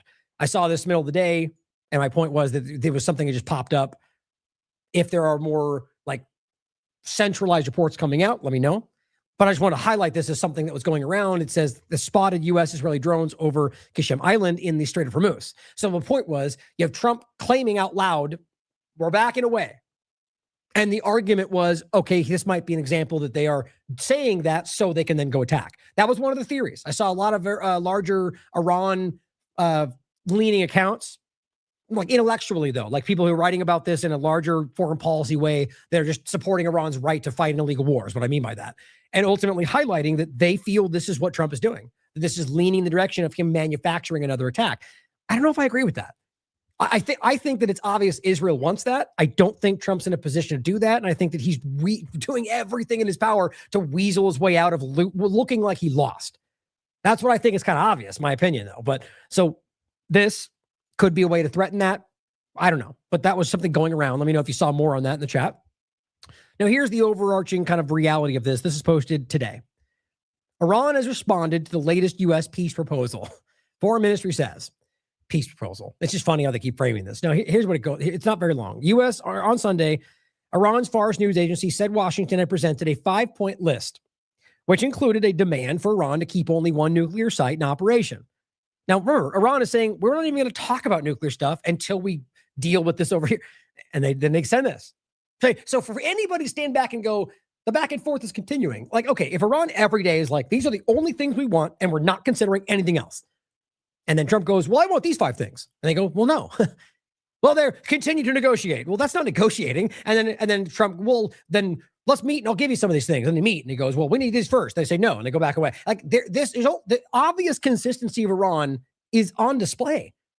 It's not about praise or promotion. It's just about acknowledging what you can see. And in this case, you can continually see that they're demanding control of the strait, removal of sanctions, funding, rather, the returning of seized funds and reparations for what they did, which I doubt will ever happen, what the U.S. government Israel did. And one other thing I'll show you in a second. And these have been the same major points they've been making for months. And so to keep arguing like it's back and forth just seems very dishonest, obviously. I think it's about them trying to frame it like there's, whether for markets or because Trump's lying, I don't know, but as it's somehow a process. Iran said Monday that it responded to the new U.S. proposal aimed at ending the war, adding that exchanges were continuing despite Iranian media reports describing Washington demands as excessive, which is what you keep getting. And then they keep talking about it like it's ongoing. Washington and Tehran have been swapping proposals in an effort to end the conflict. So the Euronews platform reports, the two sides have held a single round of talks so far. Hear this. The two sides have held a single round of talks so far amid a fragile ceasefire in place since April 8th. You know, the fact that they're even still saying that shows you that there's something in this platform and everyone that does this that just is a line that you can't cross. You think this writer is that stupid? Maybe they just don't look. My point is that you can look right now and see that Iran itself is saying there is no ceasefire. Israel is saying there is no ceasefire. And yet the media and Trump pretend that it's going. How do you make sense of that? Iran said the blockade that Trump held was immediately a violation. It ended right then. They also said that Israel bombing Lebanon was a part of that, and that ended it too. Here we are. And yet amid the fragile ceasefire. You mean amid the ongoing illegal attacks that Iran is carrying out? That Israel's carrying out? Or you mean amid the illegal blockade that is an act of war that Trump continues to carry out? Fragile ceasefire that Iran and Israel say don't exist? I mean, you guys are laughably embarrassing yourselves. As we announced yesterday, it writes, our concerns were conveyed to the American people, said Iran, adding that exchanges were continuing through the Pakistani mediator. Now, what they clip out those two parts of a larger conversation that ultimately amounts to our concerns were conveyed to the American side, meaning if you listen to the rest of the statement, we demand these things and then we won't budge. But you might want to ask why they carved that part out. And continuing through the mediator, which of course is continuing. That means they're not meeting in person. Like, so if you actually read through the lines of what they want you to think is happening, it's clear that Iran is not meeting because they don't think they're serious, and they're demanding the same things because they don't think they're serious. Now it says Baki defended Iran's demands, including the release of Iranian assets, because they will. They've not budged on those things. The points raised are Iranian demands that have been firmly defended by the Iranian negotiating team in every round of negotiations. So the way you translate that is we've never changed what we were asking for. Seems pretty clear to me. He also defended an Iranian stipulation that the U.S. pay for reparations, describing the conflict as illegal and baseless because it literally, verifiably is, even based on U.S. law and very clearly on international law. So you can refuse to give them money for it, but they're in a right. If there was a position that would be right to ask for money, it would be the one where you are being illegally attacked and you argue you get, well, reparations and reimbursed. Let's look for a different word. For what they force you to use in that illegal war. I mean, even I argue that's extreme, and that's why they're doing it. They're doing it in order to make them look stupid and in order to make it look very clearly, no matter what Trump does, that they won the exchange. And if they were weak, if they were holding no cards, if they were begging for a deal, none of this would be happening. On the possibility of another military confrontation, he said Iran is fully prepared for any eventuality.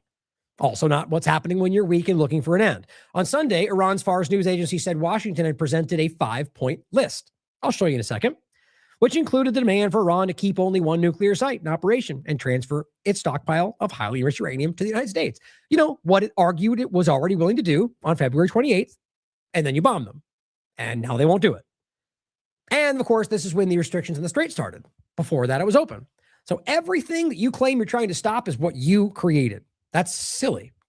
The U.S. had refused to release even 25% of Iran's frozen assets, they say, or pay for any reparations. All right, so what actually happened was Iran had the 5 points they've been demanding, and the U.S. keeps denying that. And they keep saying no. And they said, well, we have to pay us. And they said no. And then Trump goes out and goes, I've denied, I've refused their thing. It's pretty sad what keeps happening. Like, that's my point, guys. This is not one time. I don't even know why I have to keep reporting this. It's the same thing over and over. And every time you can look back at the 2 times before it and see that Trump was lying to you. The report said the U.S. had also made clear it would only cease hostilities when Tehran engages in formal peace negotiations.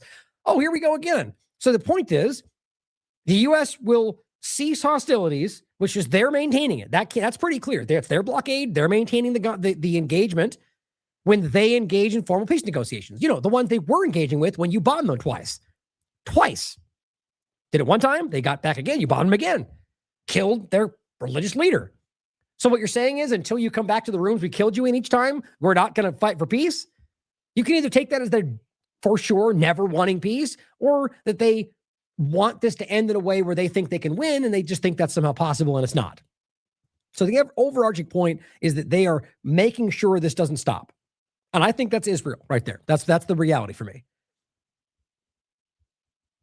And I want to stress again that they have been engaging in these peace processes the entire time. And they stopped when they went 3 times further than I thought anybody logical would, knowing they were trying to kill them.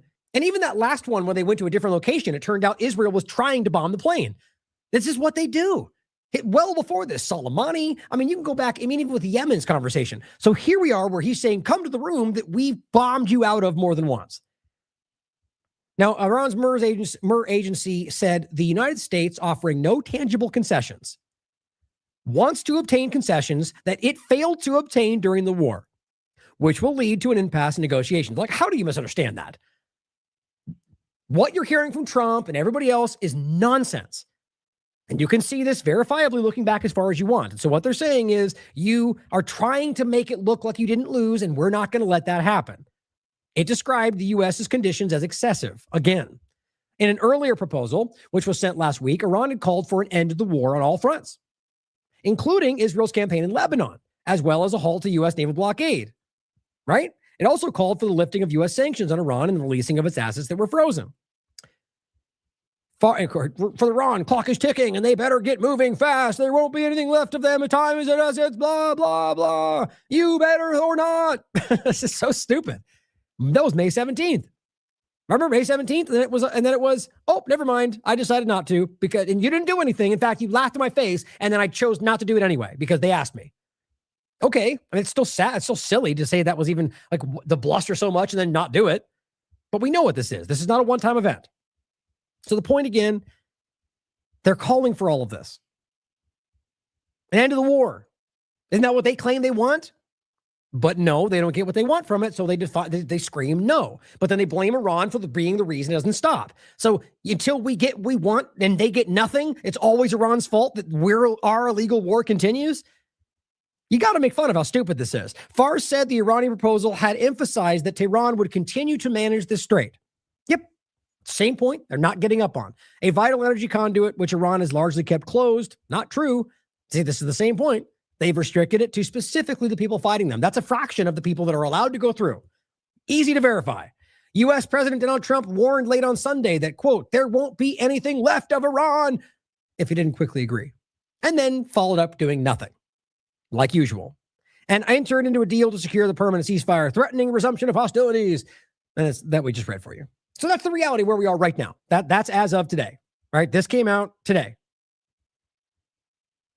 So the Kabisi letter, another one, just an online platform. But this one is the other one, the Hormuz letter came out. It's emulating this.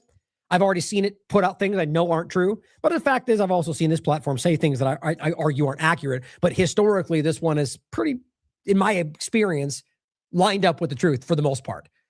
And so, but never, in my opinion, should you ever take at face value text on Twitter. I don't care who posts it, myself, anybody. Do your due diligence, always. And so this is just a text version of what we can verify everywhere. And so the point is, Iran responded to the U.S. list of conditions to reach a peace deal to end the war. Iran's conditions include ending the war on all fronts, in the Middle East, meaning Lebanon and everywhere else, lifting U.S. sanctions on Iran, releasing all Iranian frozen funds, compensation for war damages, recognition of Iran's sovereignty over the strait. Very simple. Now, that's not going to meet what Trump wants, but that's what they've been demanding. It hasn't changed. Now, this is the U.S. lists Now, what I find interesting about this, now, if you look at the timing, this is 6:59 a.m., 6:30. It says, Iran will not be compensated for damages incurred in the war. Iran transfers 400 kilograms of uranium to the United States. The same thing that Trump keeps telling you is like dust or not there or gone or obliterated, depending on what day you catch him. Only one nuclear facility is permitted to remain active. No release of Iran's frozen assets. The ceasefire on all fronts is conditional on holding negotiations. So basically just nothing. Like, okay, so Iran says, ha, ha, ha, you're stupid. Why would you even propose that? For the 1,000th time in a row. And then Trump goes, screw them. They don't know what's going on. They better not. And it goes around again, round, round, round. Well, I mean, you could pretend like that's all something that people do, or you could laugh and recognize that either he's not in control or he thinks he is and is realizing he's not in real time. I don't know what you want to, you can't keep seeing this. And as it says, it's now been 78 days since this began. What happened to the 3-day thing in and out real quick? They were lying to you or they were wrong. Now, Simon argues it's theater. Now, he says translation. Now, this is an idea in regard to how this might, I would argue whether Trump is aware of it or not, this might be something larger than just the back and forth. Big Energy and OPEC need more time to keep the strait closed, while oil and LNG executives close more deals, while the World Economic Forum gets its manufactured inflation, recession, and distressed asset stripping crisis. Now realize it's the similar things we called out during the Great Reset and during a lot of different things, and that would mean Trump is an active part of that. He says, once we're done, we'll announce the deal we're already agreed to. In the meantime, you deal with the inflation. Americans, you will own nothing and you be happy. Draining the swamp meant draining the global middle class that doesn't own the appreciating assets. Meanwhile, you get distracted with left versus right politics, capitalism versus communism, manufactured immigration, and fake wars on terror while we price out the markets. Price you out of the markets. You could pretend elections matter while the financial industrial complex sets the policy and tells you when the strait will reopen through our insurers.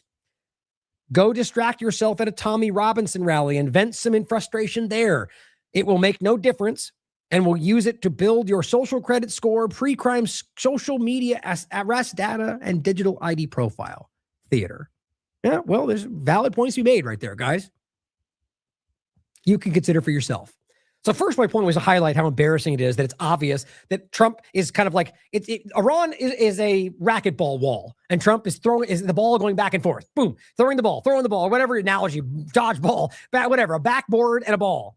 Like it's just a static thing, and Trump's like throwing it at it. No, and then acting like when the ball bounces back, he's like, I rejected the ball. The wall doesn't know what it's talking about. It's like, okay, well, how many times can you throw it and act like you're the one changing? The wall, or rather that they're the ones changing. The wall is the same. Now, it wasn't like that at the beginning. They were meeting, they were discussing, and they kept bombing them. And they killed Khomeini. And then even after that, they kept demonstrating that they were not even serious about this. And so Iran put its foot down and has maintained that ever since. And the April 8th ceasefire was violated the day it started. And they just lied to you. But this is why they need the new media and all this stuff to keep you confused. Treasury Secretary Bessent says the Treasury is issuing temporary 30-day general license to provide the most vulnerable nations with the ability to temporarily access Russian oil. Oh, you mean the bad guy? You mean the bad guy Russia we have to sanction? Oh, well, so what does that mean? That it's okay that the bad evil terrorists get to use their oil as long as it's because we're fighting over here, these bad evil terrorists. So now we have to let those other bad evil terrorists get their oil because we need to stop these bad evil terrorists from using their oil. Yeah, it's dumb, guys.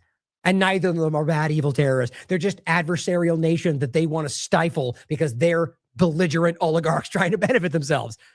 But think about how dumb it is to sanction them because they're evil and trying to kill you, and then go, well, they can use it because you are trying to alleviate your problem.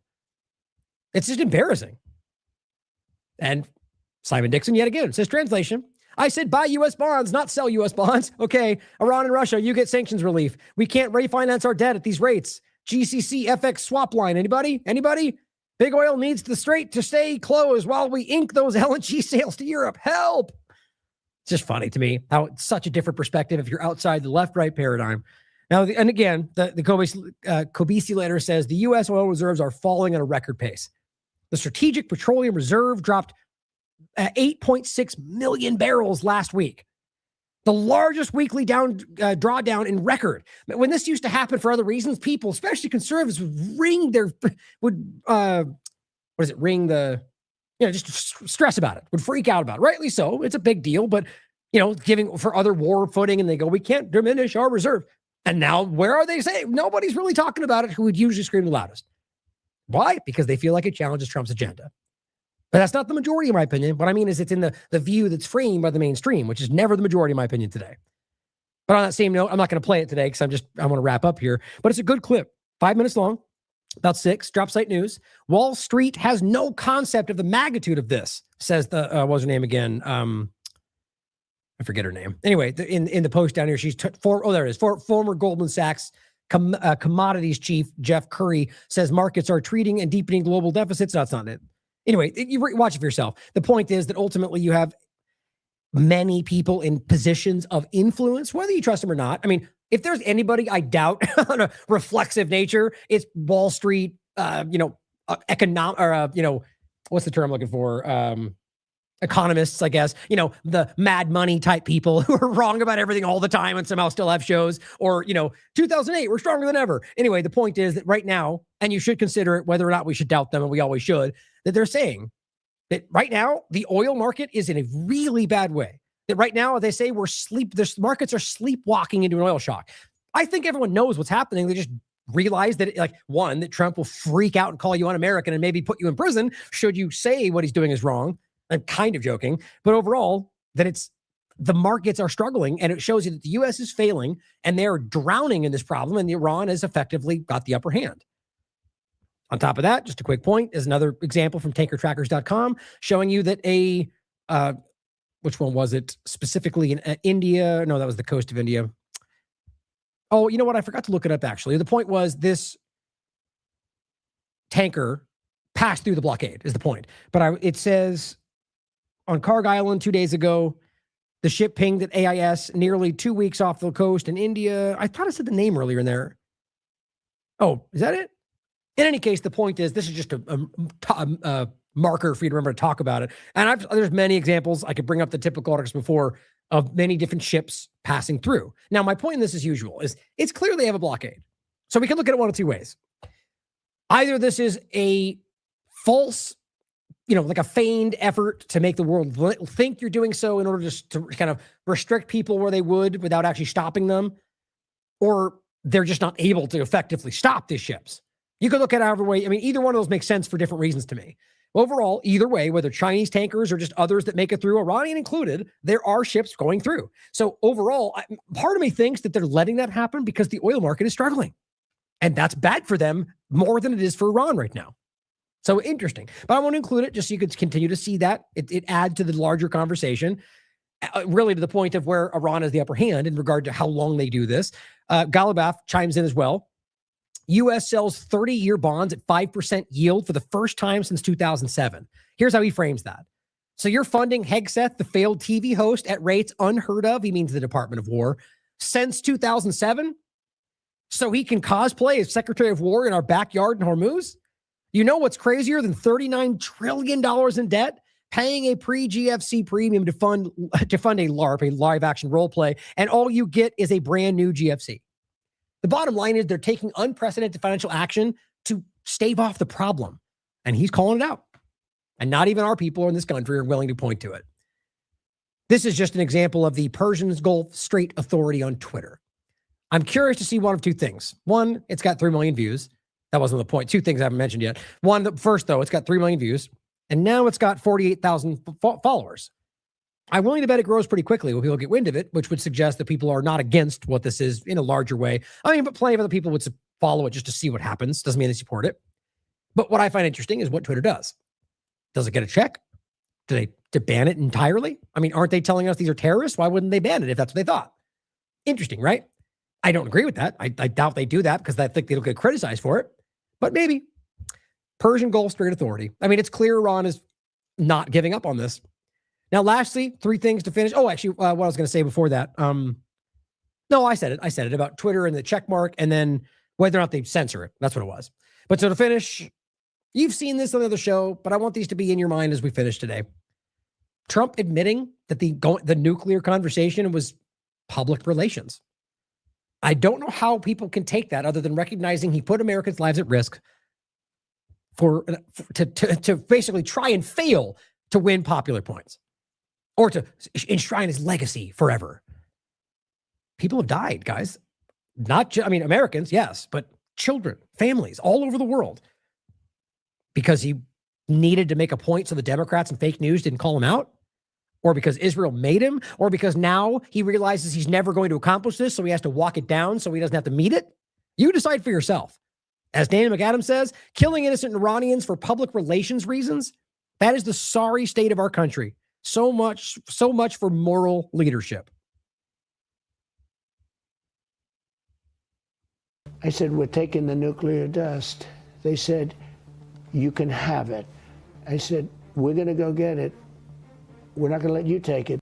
They didn't say that, by the way. They said, we can't take it. We don't have the capability of taking it. I said, why? I said, because it was hit so hard. I mean, the mountain literally collapsed on it, a granite mountain. So why isn't that good Just enough? so you know. Well, I mean, you know how embarrassing this is, right? So things have happened since, and that's not true. Iran's not doing that. They're not talking about that. I mean, look, like always, I'm not in the meeting. Maybe Iran's lying about that. In a month from now, it'll turn out he got it and he got what he wanted. And I'll turn around and say, it looks like I was wrong. The point is, though, what we keep seeing and what we can prove looking back is that he keeps lying about these things.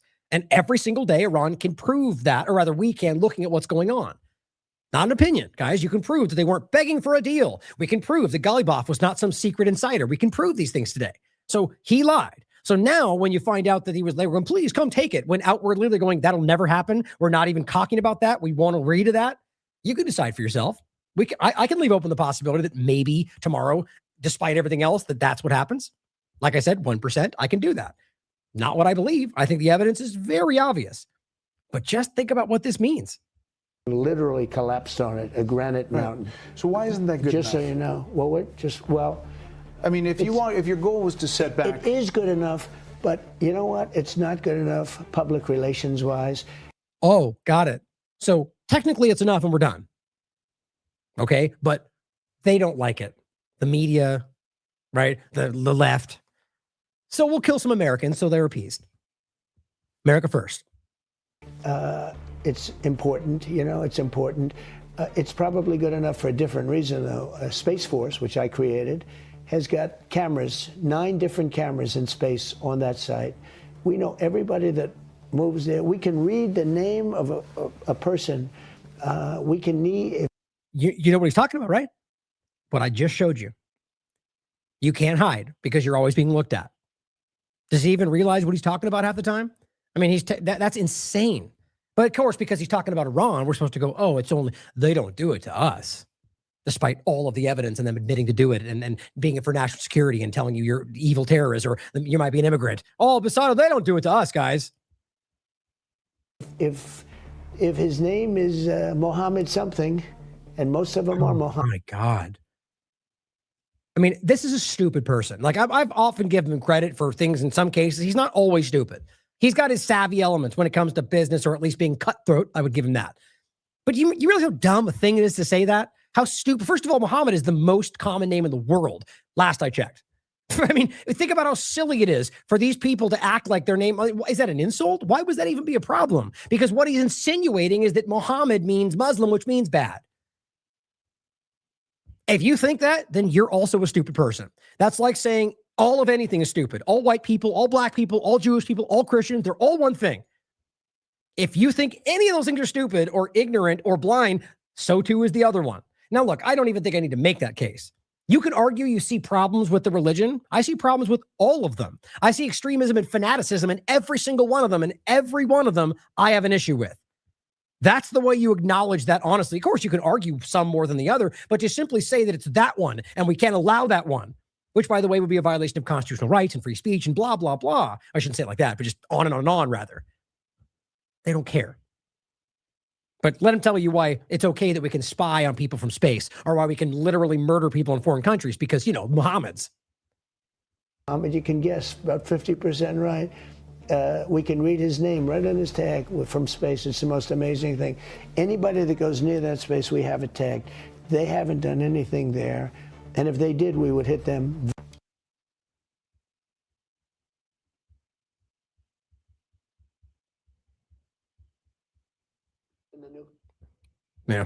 was what I thought I was going to share, but the main point was the public relations, guys. I mean, the idea that doing this was really about appeasing the fake news, which is what he says in other clips of it. It's just over the top.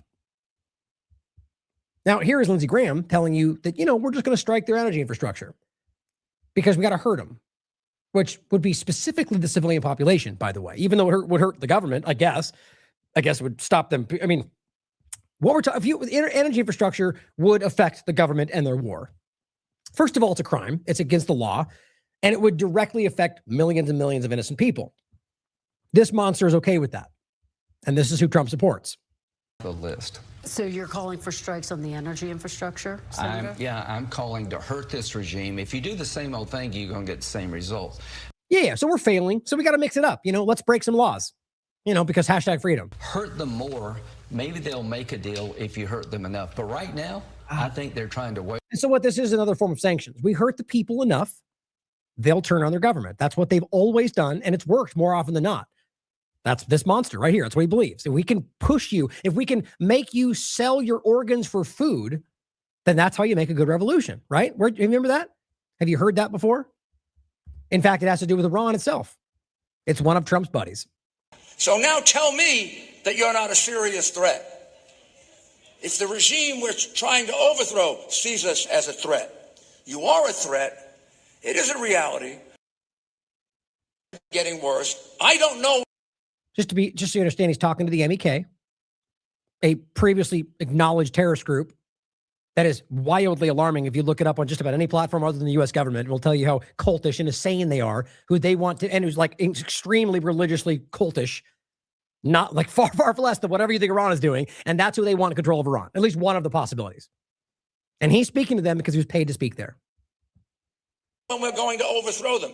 It could be in a few days, months, a couple of years, but it's going to happen. They are going to be overthrown. The people of Iran obviously have now had enough. Nope. The sanctions are working. The currency is going enough of what you're doing to them, yes. To nothing. They're where Russia was. They're where Poland was. I mean, you realize what he just said was that they did that to the economy. And yet they somehow turn it into like, that's their problem, and they did it to themselves. We see signs of young men and women saying, give me some food. We saw a sign of a man trying to sell his internal organs for $500 American, probably a fortune in Iran today. This is truly pitiful. These are the kinds of conditions that lead to successful revolution. I think they're playing games. And in the words of the president, I think they're crazy. I think he's right. Senator, the goal of... So you're calling for strikes on the energy infrastructure, Senator? I'm calling to hurt this regime. So I think that's pretty damn clear, right? I mean that's Miriam Rajavi, I believe, was her name. Look it up. It's very publicly covered how alarming that group is. It was between them and the Shah, essentially, if there was ever a moment in which they thought they might win this.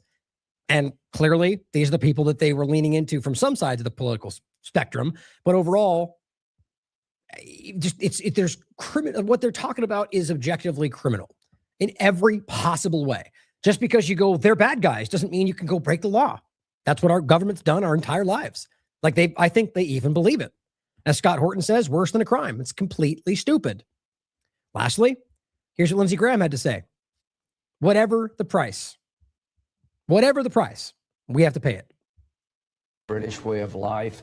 And if Hitler had taken charge of the planet, it would have been the darkest hour in humanity. I believe Iran wants a nuclear weapon. They would use it. So does President Trump. They would use it as part of their religious agenda. The religious agenda. The one that they're not actually advocating for, the one that nobody's pointing to, that there's not some organized central Iranian religious prophetic agenda where they're trying to accomplish, even though that's what Hegseth just lied about. You know why? Because that's Israel. Israel literally has a publicly prophetic apocalyptic agenda that Hegseth and his military told their personnel that they were fighting for. That's why they're lying to you, because what they're really doing is that. That's what they're doing, at least in some level. And Iran, however religiously theocratic you think they are, that's not what they're doing. And so for Hegseth to get up and literally redirect what he does and knowing he's doing that, you can look at him talking about it in front of Israeli fanatics, the Third Temple. And he gets up in front of corporate media and pretends Iran is fighting for an apocalyptic agenda. I mean, it just shows you such a serious awareness of what they know we don't want and what they know they're doing. These people know they're not America First, guys, or at the very least, they've contorted this into this is the most America First thing, and you don't really know what America First is. Either way you look at it, it's not what you want because it's not what they promised you. I mean, that's what I would argue anyway, that it's not what you want because of that. Otherwise, why would you have wanted them in the first place? I just think that's absolutely insane. And so nuclear bomb point, I've gone over 1,000 times. They've lied about it from top to bottom. But the idea that you're going to then say, even if though they would do this, you're projecting what you guys are fighting for. What Israel is openly saying they're fighting for. What Hegseth told the military they're fighting for. I don't know how you can deny something like that. Trump, they would use it as part of their religious agenda. They would destroy the Jewish state. They would eventually hold us hostage. What he means by that is Israel, the state of Zionism, not a Jewish state. It is a state of Israel. Zionism being the political organization that occupies that. Judaism being a religion of many of them. But look around the world, guys. If you haven't paid attention yet, that's one of the leading conversations taken. People are aware that Zionism was a hijack of that religion, and that's why they're committing genocide and using it to do so. But I'll leave it there for those that don't know. Call me racist if you wish. It's about political organizations and the killing of children. But yeah, I'm a bad person, apparently. So his audience, the Iranian regime, do I worry about gas prices? Yes. But President Trump's right. The biggest threat to the stability in the world is a nuclear-armed Iran, and whatever... Not a nuclear-armed Israel, not a nuclear-armed North Korea, or the United States, the ones that have actually used them on innocent people. Not that, but the false idea that they have it, even though they don't. That's what we should care about more than anything. Price we have to pay, we will pay. Stability in the world is a nuclear-armed Iran, and whatever price we have to pay, we will pay. What did Churchill say? Whatever price we have to pay to beat Hitler, we will pay. So that's what he's trying to do, is turn Iran into Hitler, not the Israel committing Hitler-esque acts, not the Israel conducting an ongoing literal ethnic cleansing campaign akin to any other Holocaust or genocide you've ever seen in your life, more live streamed and documented and outlined than ever before that the U.S. is actively involved in. Yeah, not that, but the group that stands up to that. Those are the bad guys. On top of the idea that we will do whatever the price may be, or Churchill, who was an objectively disgusting person. I know he's God, I can't talk words. I can't, even better. I can't talk words today. I can't think of things. Not revel. What's the word I was looking for? But basically, people that like pretend like he's supposed to be respected and revered. That's the word I was looking for. Now, look, people like that historically, different times. I will give you that. And it was very, but it was, I guess a little bit harder men, I guess. But the point was he was outwardly racist and outwardly, working with Zionists and all the horrible things we're talking about, guys. Now, maybe he did good things for the UK. Maybe you think he was a good leader. At the end of the day, I don't like to point to him to go, here's what we should fight, all or nothing against the bad guy that we secretly work with behind the scenes. Like, that's a problem for me, okay? So overall, he's saying we'll do whatever we need to do. To end on that point, obviously, if it has to destroy American livelihoods and sacrificing them for Israel's war, well, that's what it's worth it. Charles back, Madeleine Albright, right? It's worth it. 500,000 children. Well, it's worth it. No one would say that today because just crazy. The point is, guys, he doesn't care what you're going through. He doesn't care what your gas prices are. He doesn't care that you're struggling. The price is worth it because to him, the only thing is Israel's goal. That's it. If you haven't seen that by now, I don't know what you're looking at. And it's clear that all of these things, whether Cuba or Iran, or all comes down to this larger thing that we're talking about. But whatever you think about it, just recognize these people are dishonest. They're lying to you, and they will sacrifice you for their agenda at every possible turn. At least in my experience, my time covering this, it's one of the most consistent things I've ever seen in this conversation. Now, you get the Massies or people that whether mean it or at least know they won't have an effect, so they stand up and yell it so they can look like they mean it. And at this point, I feel like Massie means it. My point, though, is that you will get those. And we should point to those. We should talk about it. It's never all or nothing, but overall, it seems that the system is designed in a way that makes sure that the Lindsey Grahams and the Donald Trumps and the Joe Bidens and the Bushes and the Obamas are actually the ones that carry this forward. And all of them have the same compromising points. So I hope this reached some people, as always. I will see you on AM Wake Up tomorrow. Make sure you tune in to that. And I'm on 2 other interviews. I don't know if they're going to be live. So, and hypothetically, if I end up having time, I will try to do some other content. But that seems to be the majority of today for the rest of the Tuesday. My plan for the rest of the week is, I think it was On Friday, I'm interviewing Corbett. I planned for that to come out that day, but it might not. We're going to be talking about the engineer collapse of the West and how this all interconnects. And then I think 4 other shows throughout the week up until Saturday. That's my goal. So thank you for tuning in tonight, guys. Hope this reaches people. I hope you will help me get this in front of people who need to see it, right? Get this out there, talk to people, make clips, tag me in it, because I think it's working. I mean, I genuinely think that people are becoming, open at the very least to considering these type of ideas. We've seen a lot of that. We've seen a lot of that, a lot of things that have completely turned, but it continues to expand about whether it's just, like the two-party illusion is the crux for me. And I see people questioning a lot of these things, but it's like, once you break down that barrier, I think a lot of people just don't know where to go next. Hey, well, hopefully it becomes, how about no government? But now it's extreme for some people. But overall, I'm just glad to see that people are willing to ask these questions. Because, like I started with, to bring it full circle, is because you care. You may disagree with your neighbor. You may disagree with the person on the chat next to you. But I believe you're here because you're real, and you have opinions, and you care about those opinions. And you care about how they're played out, and you care about the way the government acts, on your behalf. You believe that's what's happening. And that's the difference between people who will just go, whatever they said that day. I support the current thing, left or right. That's what we're seeing. I know that's not the majority of people. In my heart, I know it. And I believe that's what we're all fighting for, is to make sure that that is what carries the day, and don't allow these manipulative, algorithmic run AI nonsense to take over and convince you that what you don't want is what everybody else is demanding. And I just don't believe that's where we are. I believe that's the design of the two-party illusion in one of many parts, to get us to accept what we would otherwise not accept. So thank you for being here. If you believe in this platform and support the work, and you believe there's a value here, let us know what it's worth to you, because we do this for you for free, because we believe in it. We believe in you. We believe in what we're fighting for. So thank you for tuning in. As always, question everything. Come to your own conclusions. Stay vigilant.